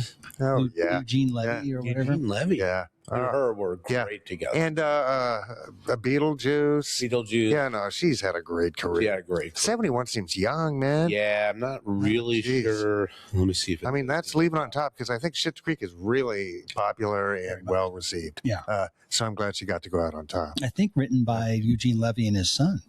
Oh, the TV show? The TV show? Yeah. I believe so, yeah. God, the son looks just like him. He does. And he's funny. He's so hilarious. He's funny, dude. Yeah. SCTV was fantastic, man. It was. Oh, yeah. And Martin Short, I mean, all of them. They just really are. That's a stellar. The alumni from SCTV is incredible. Yeah. Oh, Martin Short is like his voice acting. Oh my God. His ability, his physicality, everything is just amazing. But O'Hare, rest in peace, young lady. Yeah. She did have an interesting condition. She had dextrocardia with situs inversus. Is a condition where her heart and other major internal organs are reversed in her body. Wow. Yeah. So just a fascinating. Wow. I don't know how rare that is, but. Does that help make it funnier? Maybe. I don't know, but I wonder if that just put extra taxing on her body. I don't. Because we've kind of gotten used to things being in this order, right? Yeah. To some degree. But for it to work seemingly like she did fine, she didn't seem to have any sort of 71 years old, and she was appearing, and I haven't seen the show, but with Seth Rogen in the studio. I think about Seth Rogen being the head of a film studio in LA, and she plays a part in that. I don't know what her role is, but they were getting ready to do press for the new season, and they've put it on hold because of her death. But yeah, she was still going strong. Yeah, geez. Up until then. Beautiful woman, and not a classically beautiful woman like a Bridget Bardot or something like that. But what made her so beautiful was her personality and the way she came across as a sincere, authentic human being in her acting. And you can't fake that. That's, That's like, that's such a beautiful gift to just be yourself as an actress, right? And just, it comes across perfectly. Yeah. So good for her. Geez. Well, kind of switching gears here, boys. And Mike went to a symposium yesterday. Oh, yeah. But talking a little bit about UFOs, because they've been popping up in my world quite a bit. And it was kind of just kismet that it really was. Yesterday, Yeah. You got invited down to with the Obelisk gang down to Kelso Longview. Yeah. To the Cowlitz County Conference Center in kind of their general hangout joint for a pretty well attended UFO. It was Squatch Fest and Galaxy Con put together. Nice. So they kind of went back and forth with the speakers and such, and a large vending area, etc. But I don't know, man. I mean, it's a real thing. It's any very life size renderings of Sasquatch? Yeah, we all took a photo of. Yeah, I'll have to have Naomi send that over. Yeah, I want to see that. Oh, like Yeah, I like it really nice. And I mean, people like are the into one the in- Sasquatch thing, man. They are. Lots of chainsaw carvings. And Was it like the one in this? Did they have the one from the $6 Million Man there? no, that guy's cool, though. Yeah. Good call. Right. Yeah. Yeah. He looked like he might have had a little downs. Yeah. Yeah. Poor guy. Yeah. Lee Majors. Yeah. But you had a bunch of speakers there. They had a bunch of speakers there. Which is interesting, and and I think they're all nationwide. It's a thing. This was my first time, so I was unfamiliar with these people. But in another lifetime, I was a nighttime janitor, so I listened to a lot of Coast to Coast with Art Bell. Oh, yeah. And so some of the people that would be on Art Bell's show then were mentioned by this newer group. And these people have like YouTube channels and a lot of .com stuff, and they're doing this. I mean, that's their business. Yeah, they travel. They travel around. They travel around doing these. I don't know if that's a seminar, or just a conference, or whatever. But Yeah.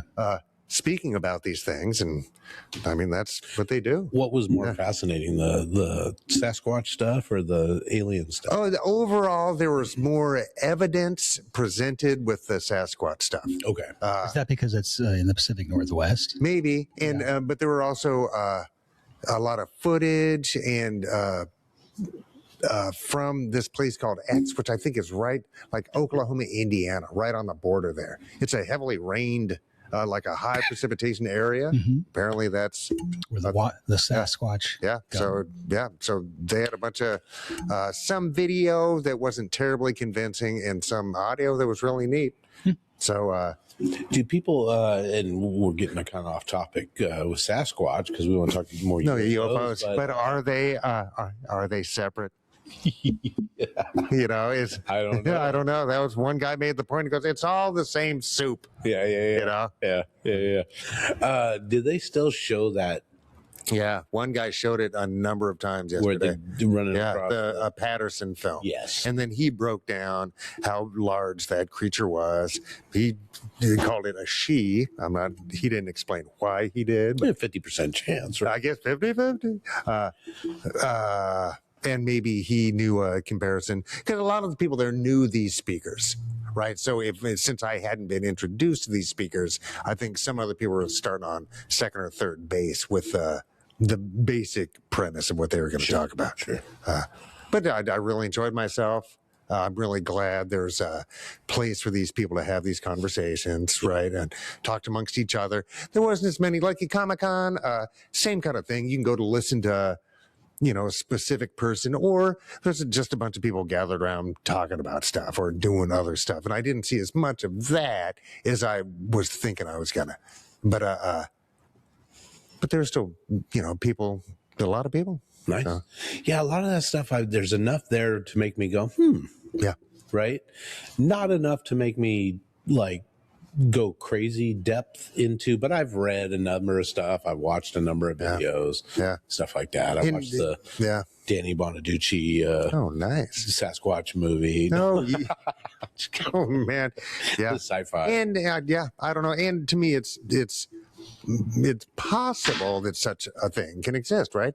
And in a large world with even the temperate forest from Siberia across Lapland to us, that's, hundreds and hundreds of millions, if not billions of acres. Yeah. Right. Where very few humans are. And if you're talking about a population of 200 creatures, 50 creatures, right? You're not going to see them.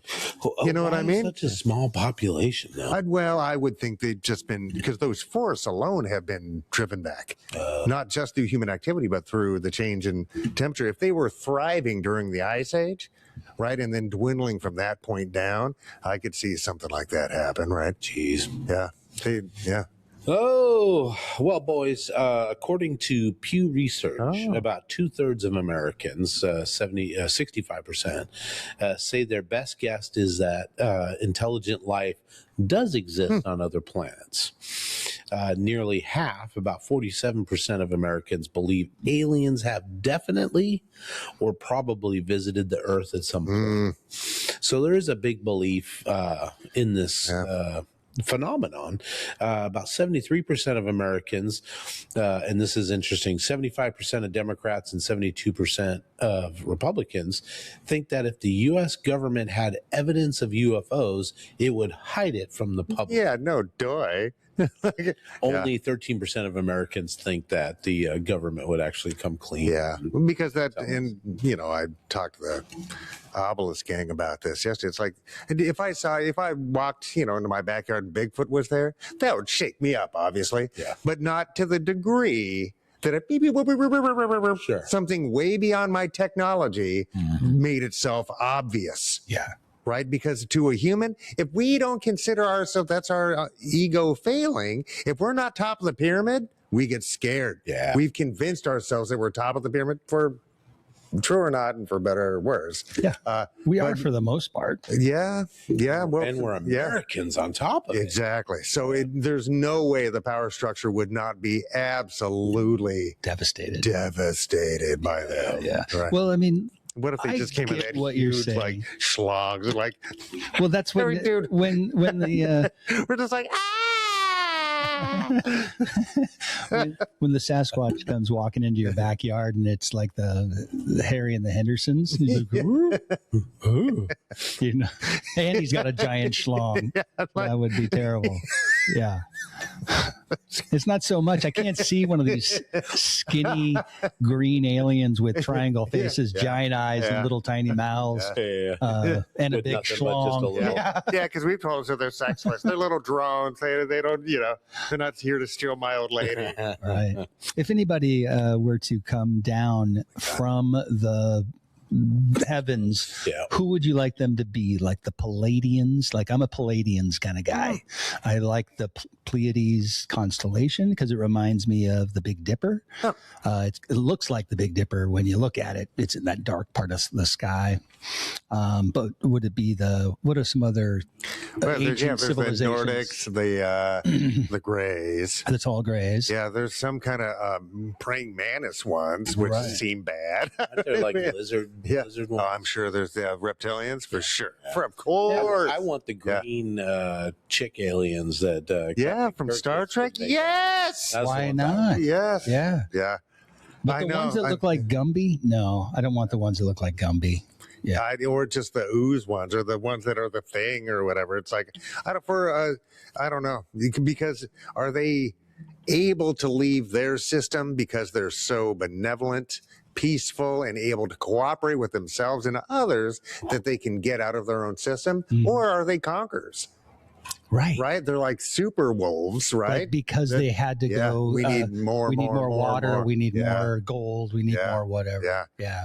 So I guess that's the fair question on who's. But isn't that a human trait? I tend to agree, and I think that if you can travel, if you have the tech to do such things, or whatever, if it doesn't take tech, it takes meditation. Then you just warp to a new place or whatever. I don't know. Right. But whatever it is, then you no longer need water, gold, etc. You're making that in a little hydrogen press, like on Star Trek. Yeah. You just go Earl Grey hot. Yeah. And the hydrogen just goes boop.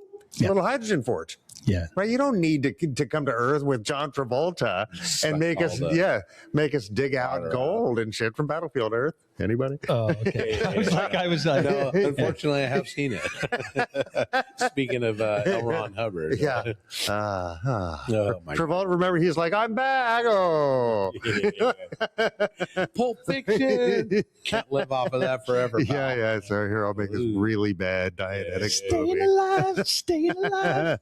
Well, 1 in 5 Americans, 21%, have said they've seen something they thought was a UFO. Americans who live in rural areas are more likely than those who live in other types of areas say what they thought was a UFO.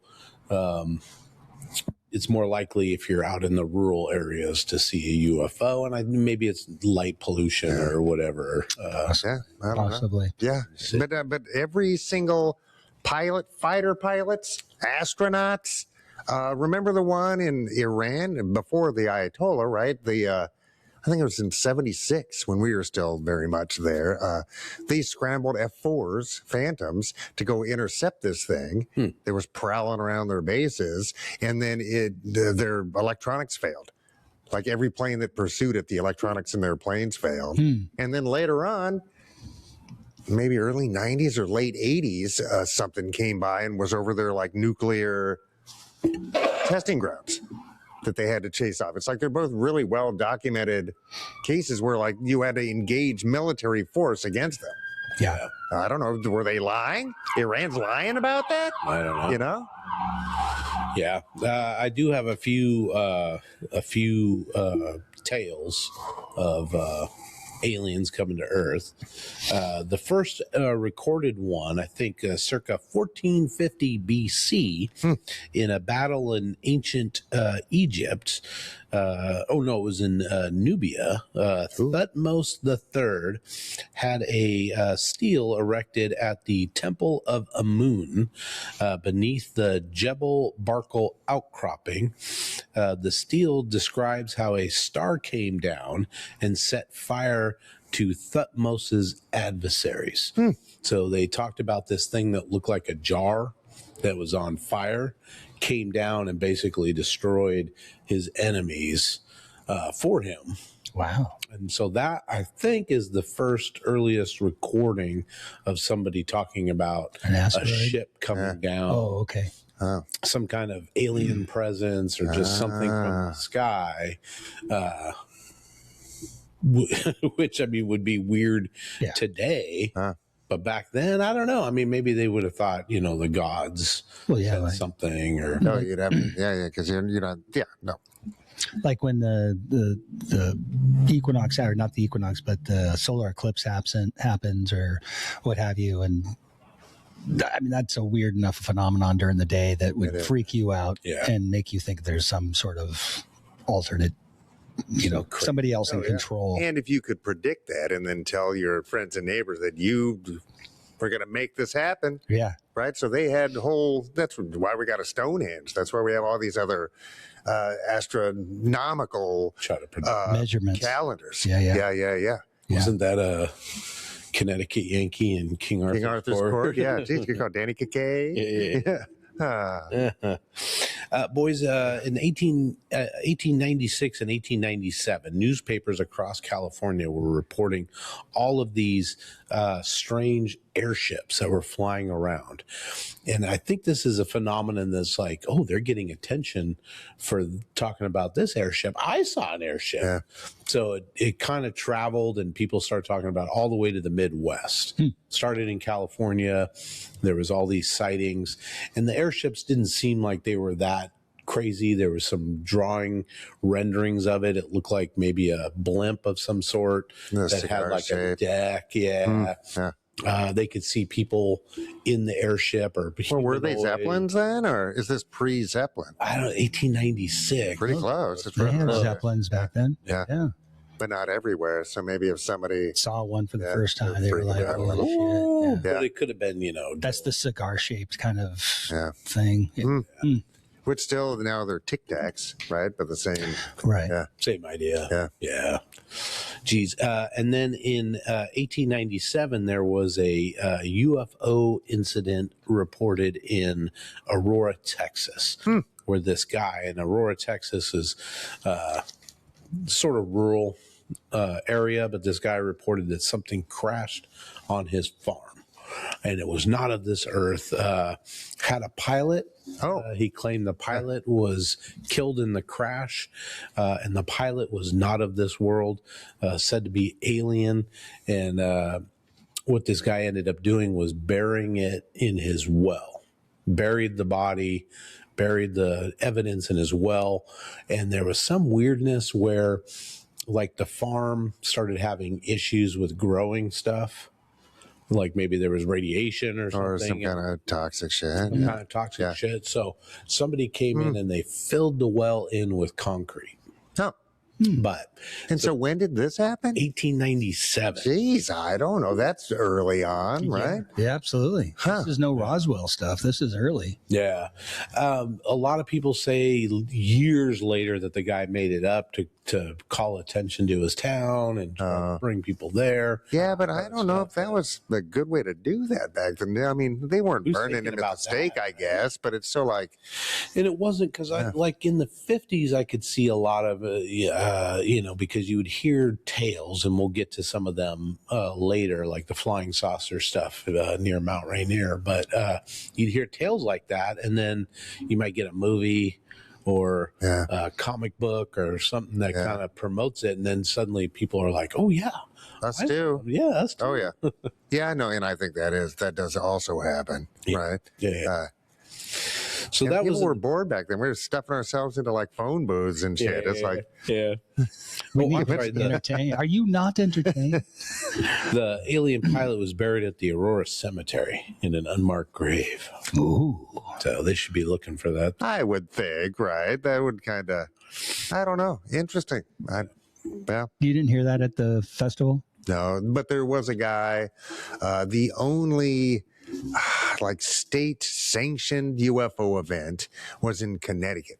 And so this guy, Tom, Thom, Reed, was a kid when this incident happened. 250 people throughout the town talked about it. He's been on numerous television shows, etc. And it's the only time a governor said this seems to be a true and actual event. So the governor of, maybe it's Massachusetts, but regardless, put a stamp on it. So that's the only time that's ever happened. And that was in 1969. Mm-hmm. So that was a citywide thing. So your festival that you went to was post 1950s, like the Roswell. I think nobody went back any further than that. Okay. Right? And then Eisenhower's, I want to say great grand. She kind of tied a bunch of stuff together, but even she started in the 50s. Okay. So yeah. Gotcha. But yeah, I mean, 1890, it beats me. I don't know what people's sensibilities were then. Were they just making up shit like that? I don't know. And to talk about aliens from another world. Yeah, that's a big step. Possibly they were doing that to bring in, like you were saying, tourist dollars or whatever to their towns. And if it worked for another town, maybe it was like, I can do that too. I mean, just make it a thing. Yeah, nobody was at Roswell until this, right? Yeah. That's their whole industry now.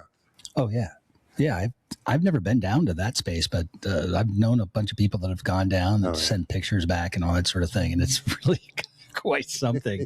There's all these giant creatures on the side of the road and big spaceships as gas stations. That thing they were going to do in Roswell, they were going to rush a bunch of people. Area 51 or Area whatever? 51, they were going to rush it. Can't get us all. Yeah, well, he might be pleasantly surprised. Yeah, they can. Yeah. But I mean, we got Twilight up in Forks, right? It's like everybody needs, tourist dollars. I get it. Yeah. Was Renton got? Jimi Hendrix. Yeah, we got our town. And Jimi Hendrix. Jimi Hendrix, that's true. And Cedar River. Oh, we do have the mighty Cedar. Man, speaking of Jimi Hendrix, 1940s, World War II, the term Foo Fighters was used for the first time by Allied aircraft pilots, both theaters of war, Europe and Asia. It was just an unidentified flying object, basically, mysterious aerial phenomenon. But there was stuff like St. Elmo's fire, which I couldn't really tell you what it is. Me neither. It's some kind of reaction. Atmospheric thing. Yeah. Ball lightning. Stuff like that. I don't know, but all the pilots are sharp, and they're not. They're smart dudes. Yeah, they're still people. I get it, dude, but they're all wrong. And that doesn't help their careers. That they're seeing something that the greater society is going to poo-poo. That doesn't help their careers to say that out loud. No, no. It's like, I don't know. The pilots I met are pretty sharp people, right? Mostly. Bob. Yeah, Bob is one. Yeah. Bob told me he saw a UFO. 1,000% I believe in that for guy. Sure. Yeah. And my high school girlfriend, Dion Michelle Krebs, bless you, lassie. Her parents were square, both aeronautical engineers, terribly sharp people, terribly sharp, and as honest as the day is long. L7. I mean it, man, squares, and good people. And they told me that without a doubt and they are aeronautical engineers, actively, and that they saw. So, we certainly did. Zero. There's no way that they would lie out loud to me. It's just not in their nature as people. Yeah. And to trick them by Mount Rainier that they had seen something that wasn't. There was a simple explanation, just ain't flying, because they were terribly smart people in that field. Right. Yeah, so I don't know. That I just find it, and that's not proving the positive. That's just me hoping to disprove some of the negatives. Right. That I don't believe that all of these people are incorrect. No, they're not. Including astronauts. Right. You know what I mean? And stuff like that. Terribly sharp people. Right. Yeah, I would err on the side of it being something that people have seen. And why not? Why wouldn't it be a thing? Yeah, and it doesn't have to be. Obviously, they saw something, right? Sure. Not obviously, but more than likely, they saw something. Yeah. Was it alien? Not of this earth? I don't know. Could be. Yeah. What's in the Egyptian records, like in the hieroglyphs? There's some hieroglyphs that look like a helicopter, an airplane, and a spaceship. Have you seen that? Yeah. Yeah, that's. I mean, why would I don't know. Why would there be hieroglyphs that have images that look like an airplane, a helicopter, and a spaceship? Or just how could that be an iconography for a human brain? Yeah, because we don't see things until we see things. Or that's where the iconic image came from originally, and then that got promoted in this day and age. Kind of like the whole theory of the Simpsons predicting the future. It's maybe the future is imitating the past, kind of what's going on in the Simpsons situation. I don't know. Yeah, I also recognize that space is fucking vast, and to get from one habitable planet to another, assuming that they're coming from a planet, you know what I mean? And that's also a broad assumption, because it could be a 2 billion year old space station orbiting a sun somewhere. We don't know. You know what I mean? But because it's a whole different line of evolution, social and physical, etc. Right? But or they've been here for a really long time in the ocean or something. You know what I mean? Which again is not proving a positive, but just creating some more plausibility. What was the asteroid or whatever that thing was that was coming around the sun? Recently? I-3 or whatever. What happened with that? It was a little wacky. It just passed by. We got as many photos as we could from it. But okay. I just didn't see any more photos. Yeah, because it quit doing weird shit. Atlas. Yeah. 3-eye Atlas, that's right. And that's wacky, and that thing ended up having like, what'd you say, Mike? A bunch of people, like there was a dance party on it. And intergalactic, boogie. Yeah. And then they put their blinker on and said, "Oh nope, we're not going by that plan." Lock the doors. Lock the doors. Oh man, but that's the thing. Floating through intergalactic space on a giant rock like that—it's a great idea. Yeah. Right. And I mean, it makes practical sense. Hollowed out the rock. Hollow out a rock, or create a giant ball of ice and make your own comet. Especially if there's resources, water stuff available. Yeah. Because as long as you have water, mostly, but water, iron, etc. You know. Because when you're going through the universe, you can still grow things. You just need the water and the energy. Right, exactly. Yeah, no, that's how I would do it. Plus, the water kind of helps with radiation. Yeah, right. So that's just also important. Yeah, geez, this big one here, this is where we got the term flying saucer in the first place. June 24th, 1947, there's a pilot named Kenneth Arnold. Kenneth. He's flying from, I think, where you were, like the Longview, Kelso area, and he's on his way to Yakima. And he decides to fly over Mount Rainier because it's a nice, little trip over. And there was also something where there was some kind of downed airliner or something, a plane that went down at some point, and there was a reward if you were able. So he said, I'm going to fly over and see if I can spot that wreckage, spot the wreckage and whatever, and maybe cash in on this reward. So he's flying over Mount Rainier, and he sees a string of 9 shiny unidentified flying objects flying past Mount Rainier at speeds that he estimated at 1,200 miles per hour. Wow. Which at that time, they didn't have anything they would go that Yeah, fast. this guy's in like a Cessna or something, small little plane by himself, little crop duster thing that he's flying over.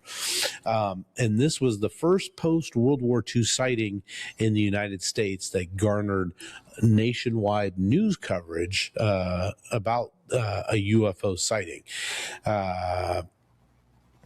So he described the objects that quickly led to the coining of the term flying saucer and flying disc as popular descriptive terms for UFOs. So he goes past there, and I think he radios in, and he's like, I just saw these things going by, and he kind of tracked them for a while.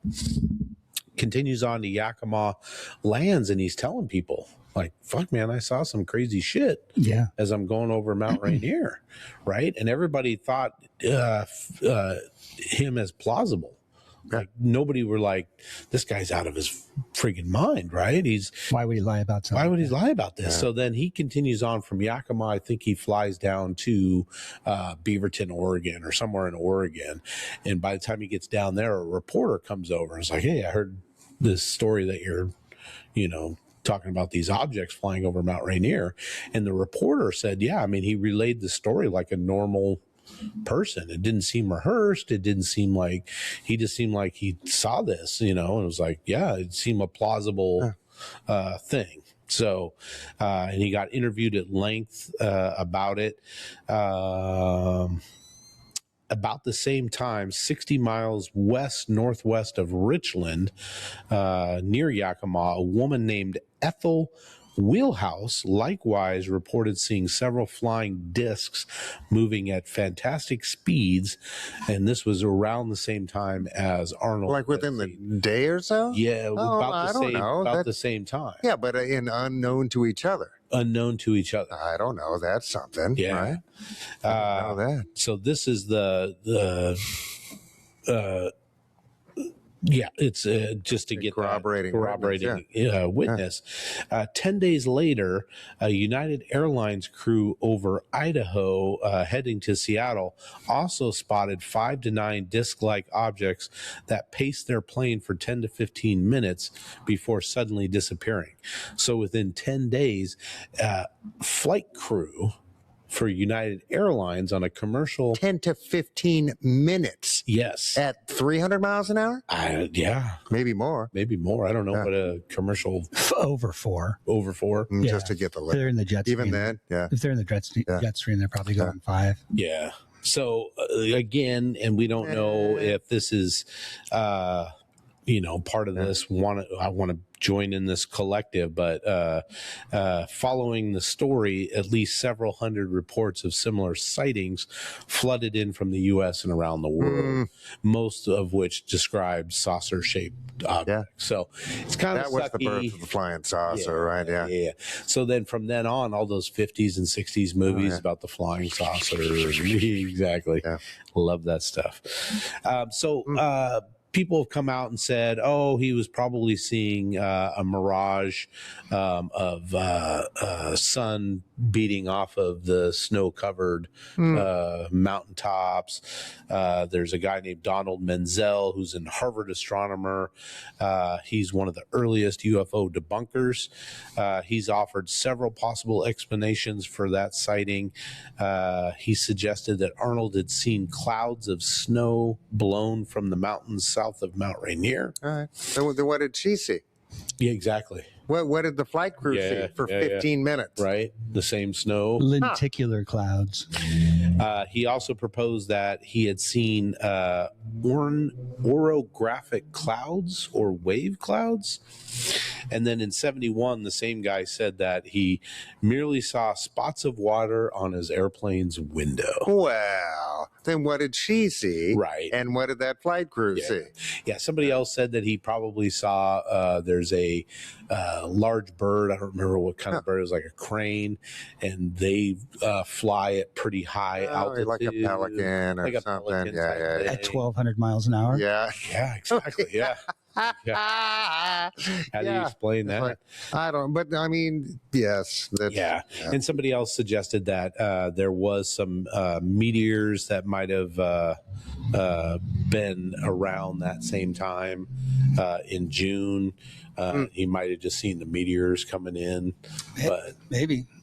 But all this stuff, it all adds up. Like Mike said, it's like all of them are wrong. Yeah. Right. Yeah. That seems odd. At some point, that's a little odd. It does. Yeah.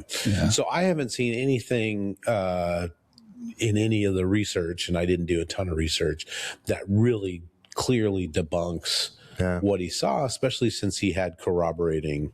And you got to think that, that you've got a crew on a plane. So you probably captain, co-pilot, right? And maybe some flight attendants, engineer, maybe. Yeah. Back then, didn't most of the flights have like at least three in the cockpit crew? I would think. Oh yeah. Yeah, you had first officer, second officer, well, the co-pilot, and then the engineer. Yeah. So my biggest theory on any kind of collaborative effort like that to try to come up with something is that over the years, somebody's usually going to talk.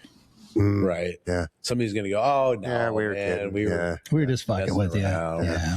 Got the chicks at the bar. The little green man. Yeah. It works with me when I go out. I say I'm a cardiothoracic surgeon. Hey ladies, what do you do for your business? I'm a cardiothoracic surgeon. Oh man. Yeah, I don't know. And I don't know. I really don't. And I don't know. Yeah. I do know that when I was really young, I thought I was abducted. And then I also thought that I'd seen something with a neighbor, Kevin Tucker. You guys talked about him before. We've talked about him before. But then when my daughter, Virginia, was, I think, 3 or 4, we went bowling, and she went to go deliver a ball, and she stepped out on the actual bowling alley and slipped, and the ball went up and then fell back. She hit her head, and then the ball landed on her head. So it was like a double whammy, right? Oh my God. And she was out, right? She came back pretty quickly, like 10 seconds or something like that. But when she woke up, she sat there and told us this story of being brought up to a ship. She said she was taken out of her body and up into a ship, and she was asked by the aliens if they wanted her to go with her. And I don't know if you can make that up on the fly as a 3 or 4 year old, but it came out just as natural as possible. And when she described what they looked like, it was a triangle shaped head, giant eyes, big mouth, and long bodies with long fingers. And Melinda and I looked at each other and we're like, fuck, what? You're right here, kid. Yeah, you were right here. Yeah. I mean, to us, she was here. And that freaked me out. Yeah, and she's not at that age watching a bunch of alien abduction. Not at all. Yes. No, not at all. Not even. And that's not a traditional archetype for humans, right? We've got all sorts of Jungian archetypes or Joseph Campbell or whatever, but the grays are not one. No. Right? So where did that come from? Right? It's like the introduction to that in America is the Betty Clark. Yeah, we'll talk about her. Yeah, her and her husband. And I don't know. It's a trip, man. And it is mostly the United States, at least that we talk about it. But a lot of other nations are much more religious than we are and pious in that sense. Where people get outcast if it wasn't like an angel that came to visit. Right? You wouldn't say it was a gray. You would say it was an angel if you said anything at all. Right. Right. So I can kind of see that to where they would self-censor a lot more than in the U.S., right? Yeah, I don't disagree. That's self-preservation, I guess. Kind of, socially speaking. Yeah. Yeah, geez, in 1947 also was the Roswell incident. Oh, geez. Was the Rainier in 47? It was in 47. Oh, geez. Yeah. And when was Roswell? 47 as well. Oh, didn't know it. Okay. So debris found by a rancher near Roswell, New Mexico, that has become the UFO conspiracy huge. Area 51, the whole thing where they found the stuff, accused the government of a cover up. The government actually said yes, a weather balloon crashed here. And they even posted pictures of them holding like pieces of the weather balloon and all that kind of stuff. It said "Happy Birthday, Jimmy." Yeah.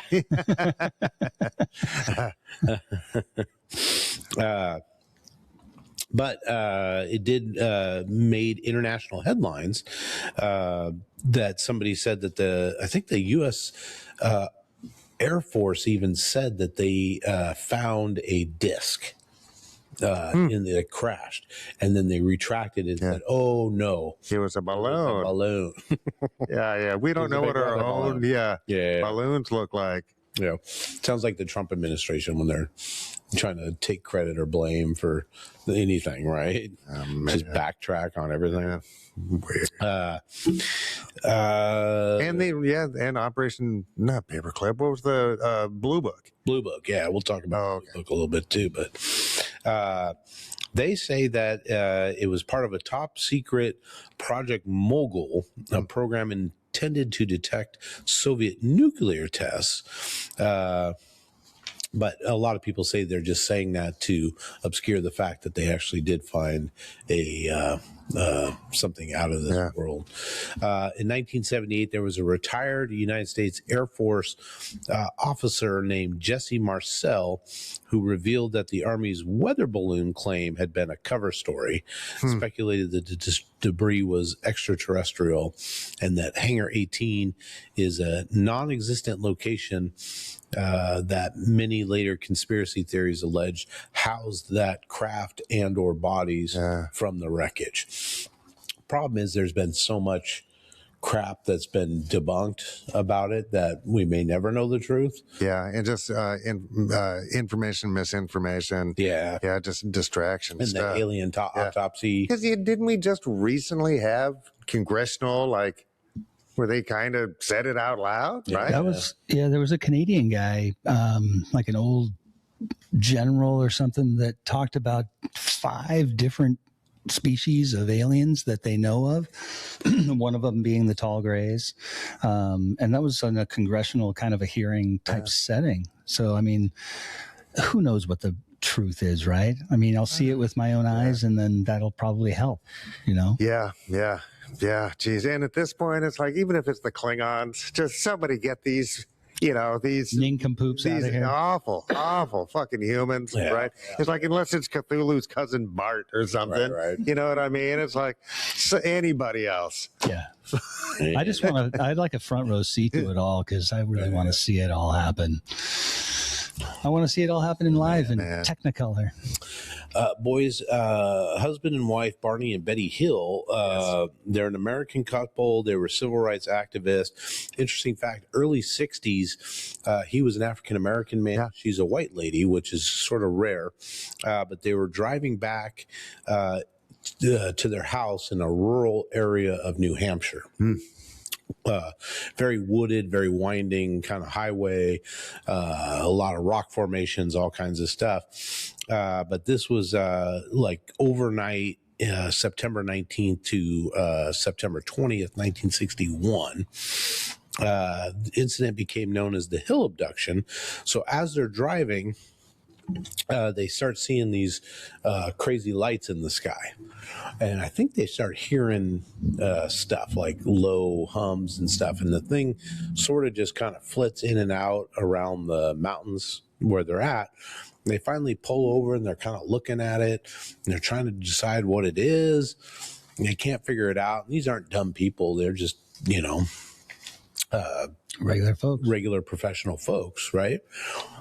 So then they start driving again, and then they say a ship comes down in front of their car, so it forces them to stop. He gets out of the car and walks over, and he can see, like, through the windows or the portals or whatever, alien type figures inside the windows. And then suddenly he just blacks out. Yeah. They both black out. Both wake up and they're in this ship. don't really remember everything that sort of happened to them in the ship, but they interact with these alien folks, which they describe in a very kind of the gray. Yeah. That's the introduction, as far as I know, as the grays to this whole mythos. Gotcha. And so they get sort of released back to their car. They kind of wake up, drive home. They walk in the door, and there's a bunch of stuff. Like, she has different smells that she's never smelled before. She takes off all her clothes and hangs it up, and they shower. But there's this eerie sense over them both that they can't really describe.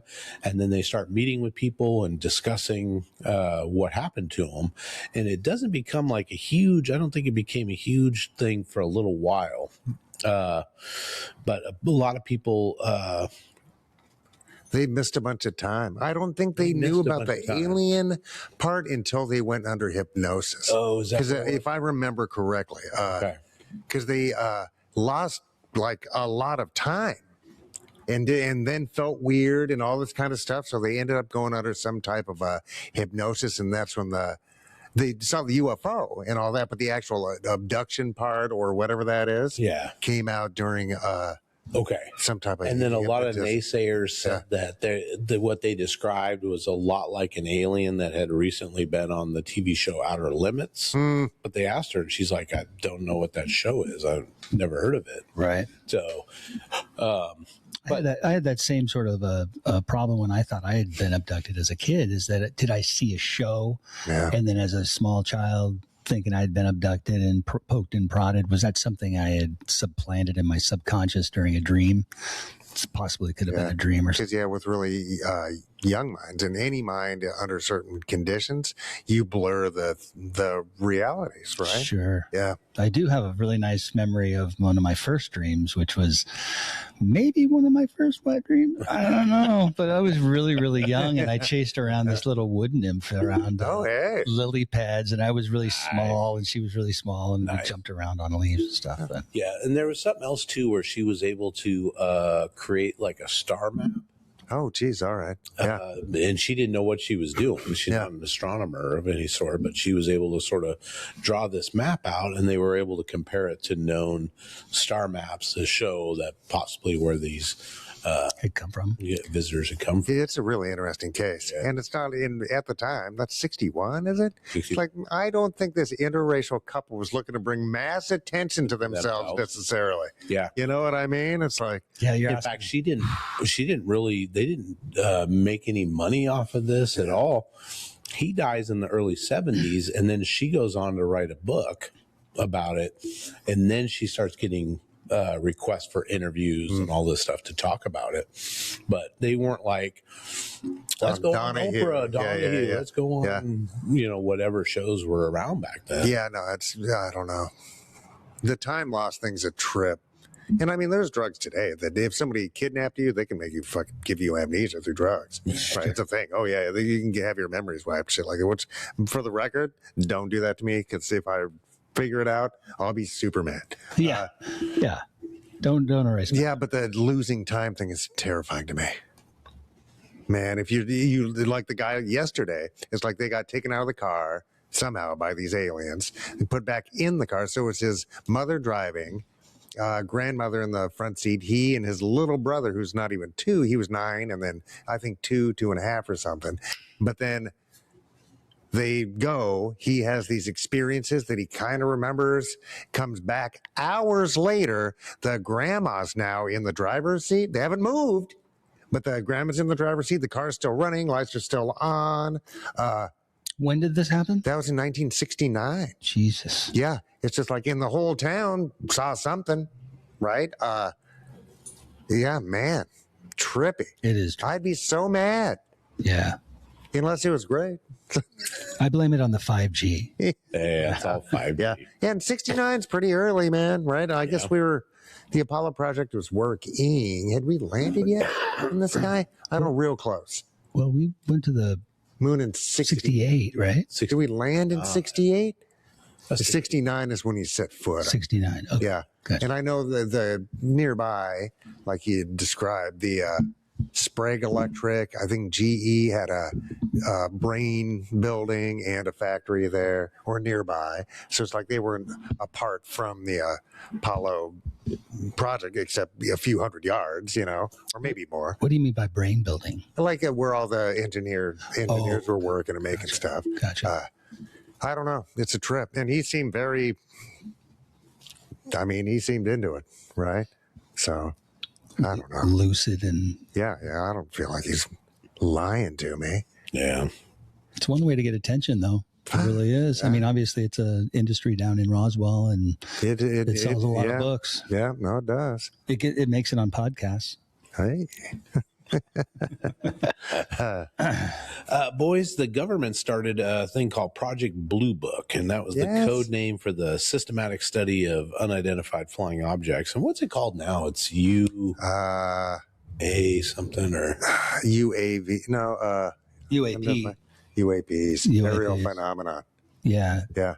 But what if they're in the ocean? You know what I mean? It's like, I don't know. I guess UFO was flying too, but U.F.O. works for me. Yeah. This started in March of 1952. It ended on 1969. The project was headquartered at Wright-Patterson Air Force Base over in Ohio. Followed projects in similar nature, Project Sign and Project Grudge. Those were in 47 and 49, respectively. Project Blue Book had two goals. One, to identify or to determine if UFOs were a threat to national security, and to scientifically analyze UFO-related data. Thousands of UFO reports were collected, analyzed, and filed.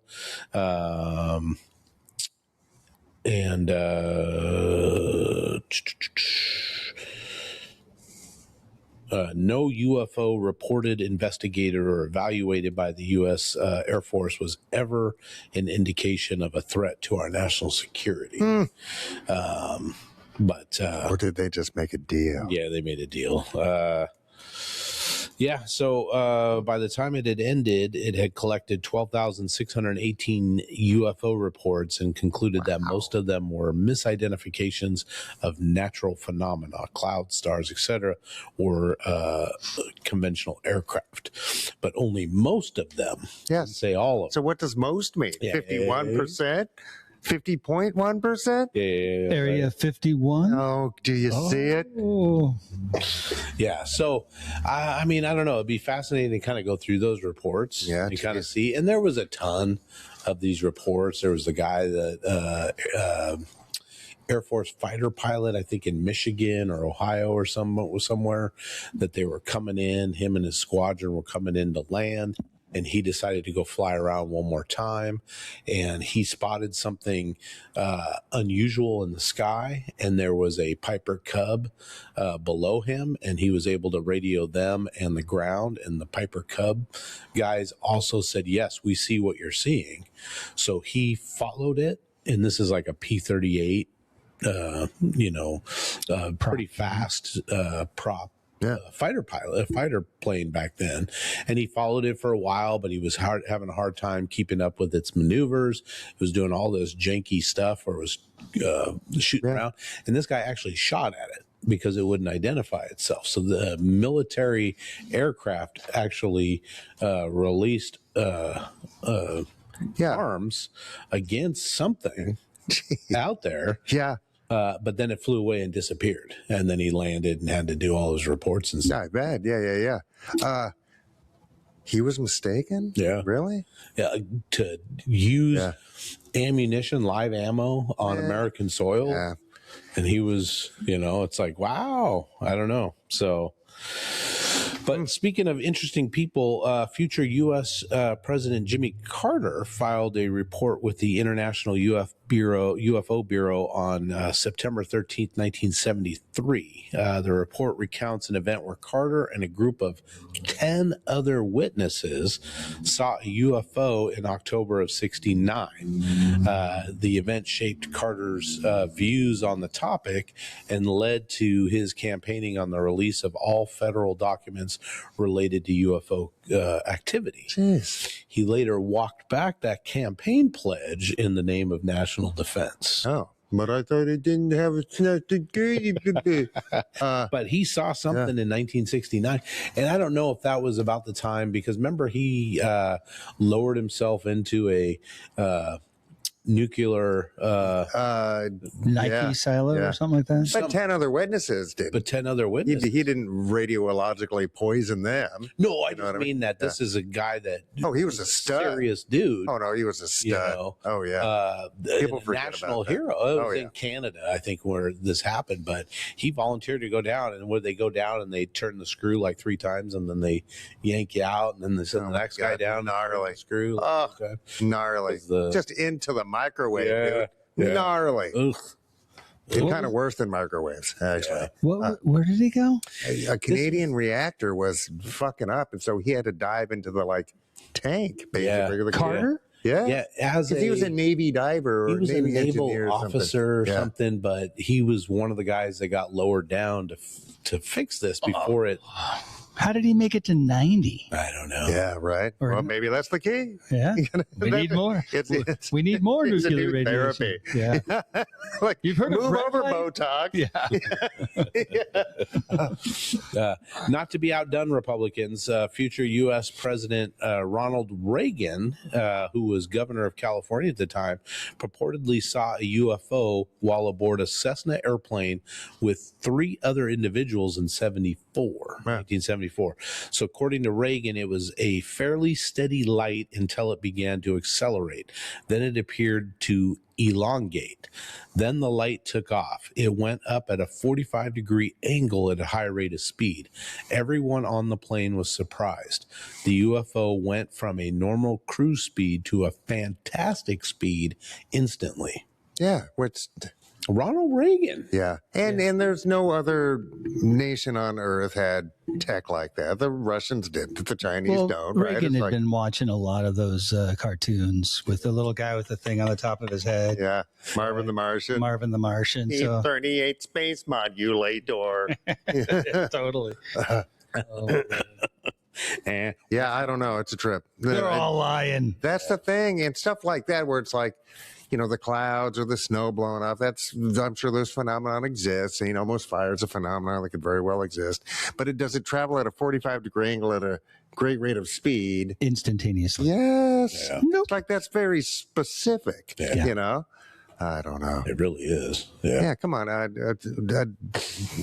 Call in. Tell us your UFO stories. Yeah, let us know your UFO stories. We'd be fascinated to know. Because I'm a bit of a skeptic. I'm probably more skeptical maybe than the others. Why not? The two of you. Why not be? But I mean, I've seen some stuff, and I've also experienced some weird phenomenon in my life. So I wouldn't doubt that there are aliens. With Janelle's story telling me that she was with her sister and another friend, they were in their childhood home, and they were in their bedroom hanging out, and they all heard something, and so things went dark or something like that. So they went over to the window. All 3 of them looked out, and there was a craft that was the size of the sky. They all remember it. They all have the same exact story, and they all saw it simultaneously. So wrong. She's got to be correct. Wrong kind of mushrooms on her pizza. Yeah, at the age of 12. And the one thing that keeps me from being a believer is that because I don't think that Tyson's lying to me. Right? I listen to Star Talk all the time. Right. You know what I mean? It's like, Mike, he's lying to you. Yeah. I want to believe him. Just to you. I want to believe him too. I like his delivery. He tells things in a simple manner for simple men, not hard men with hard questions. Hard men with harder news. So wrong. And then we finally we talked a little bit about the 3-eye atlas that was everybody was talking the party bus that Party bus. take us all away to the party planet. They could have dropped some people off. Yeah. You know? They Yeah, could have yeah. dropped a few people off, and we don't know that. Beam them down. Drop a few, pick a few. Yeah, exactly. Yeah. Are we going to talk about the Bermuda Triangle at all? Oh, yeah. Oh man, that's a whole nother subject. Kinda, because does that have to do? I mean, where Isn't that what? are there any differentiation between any of these? Yeah, because Was there any connection between the Bermuda Triangle and Steven Spielberg's Close Encounters? I don't. You know what I think mean? so. There was a bunch of abducted space or military people and kids from the Midwest or whatever. I don't know. I just remember the aliens doesn't coming the out of kid the go end. with them, and then they bring the kid back though, or No, they Well, have they get volunteers sun, that go. yeah, the kid walks to the light or whatever, Right. but they drop him back off in like Death Valley or wherever that is, With the the Devil's Tower. Devil's Tower, yeah. Right. Yeah. Yeah. I don't know. I don't know. It's a lot of just until you see it to Because believe it's it. so, I mean, the foundations of our reality would be shook by. So there's no coming back from that. No. Like I think I'm hoping to travel with the Obelisk crew back down to Sedona because they went and looked through these special goggles, and then we were talking about that last night. And Lucas, who's a regular dude, I trust Regular him. dude, He's yeah. like, no, you can see him without the goggles. You don't need the goggles. Okay. And I'm all like, if that's so, I mean, because I'm not coming back the same person. If I see something and I know that I saw that, Yeah, right? I'm not the same person from that moment on. You're going to go to Tyson's. Oh, yeah, go fight. You're Neil going to go deGrasse fight Tyson. Yeah. You lied to me. Charity. Have you been to Sedona? Yeah. For charity. Yeah, and I remember there was the one, it was a movie, but it was based on a real thing at D.B. Sweeney where he got a bunch of dudes were coming back on a logging road. Oh, yeah. He got Fire in the Sky. Fire in the Sky. Yeah, because that's based on a true story. And that guy was on Art Bell, and I can't remember his name. Yeah, so I did a lot of research on that within the last couple of years, and they talk about how the drive back, they took a different route than they usually would have, which was longer, which was a weird thing to do because they were done for the day and they just wanted to get to the bar or whatever, get home. But it took them by like a watchtower. And they're thinking that maybe it was planned out that somebody would be in the watchtower to throw these lights on them in the middle of the dark ass place. And then the guy just went off. Somebody accused him of just hiding in the woods or whatever? hiding in the woods for 9 days and a bunch of and it I don't know. seemed like a plausible explanation. But I remember seeing that movie back in the day, just going, "Oh shit, That would suck. yeah." Yeah. But why is it always anal probe? That's what I want to know. When you can just, you just need the scat. You don't really need my butthole. You just need the poop itself, right? To do any If you tests want you to want to scare do. people, Yeah. you want to scare people, you got to throw The the butthole, Yeah. or excite them, maybe. Yeah. Don't kink shame these people. I don't know. Don't I knock don't it know. till you tried it. Because, again, I would just think technology is so advanced like that, they don't really need invasive surgeries, Yeah, right? They've got the nanobots or they got the tricorders or they got some kind of shit, right? Why would they need to? stick anything in you. Yeah, not really. It's like that Dana Gould joke when he's talking about it, right? It's like, why do we've mastered the space and time, but the the inner prostate working body, thing. yeah. of the human anus. It's still fascinating. Yeah. That and the fact that it's like always some fucking redneck bumpkin that gets taken, and it's not like a physicist Well, in Switzerland or we laugh when we see the Newlywed Game and they say, "Where's the craziest place you've ever made whoopee?" And then somebody says, "I'd have to say in the butt, Bob," and everybody goes nuclear. Yeah. It's a classic. You mean like the back of a 67 Volkswagen Beetle? Farts are funny. Yes. Yeah. Exactly. Yeah. And are we kink shaming the Greys by Picking on them, poo-pooing, as it were, their good habits? consent. Get Yeah, consent. fair. How advanced can they be if they're still probing the anus? Yes. Yeah, Exactly. yeah. What'd you have for dinner? You just asked. Yeah, just get consent. That's all I'm saying. Boys, a lot to fascinating. We probably should discuss it more when we have more time and do The anus? maybe bring it the anus or UFOs. Oh, UFOs. Yeah. Okay, gotcha. Yeah. I mean, it's a very rich subject, Yeah. right? And of course, I love the idea because I don't want to be alone and that bad off as we are in this vast, incredible universe. It's so beautiful. It's just nonstop. And it would be nice to share that with another perspective, right? Right. Because we refuse to talk to whales, Right. Yes. They do sound like they're whining.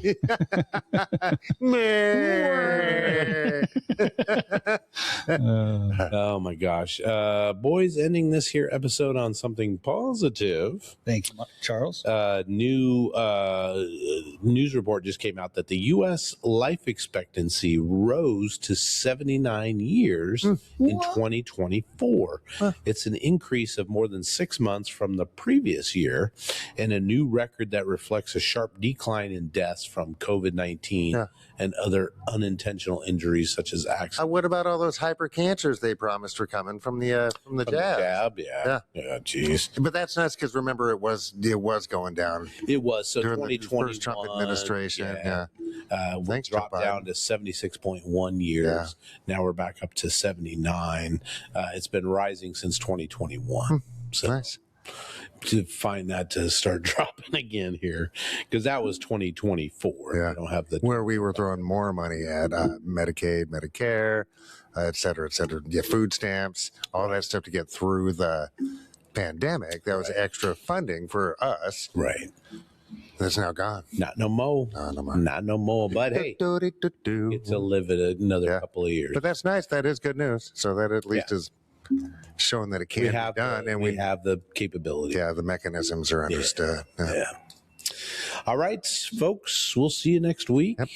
Enjoyed this discussion, and we'll Oh, hey. come back some other time. Oop, that was on me.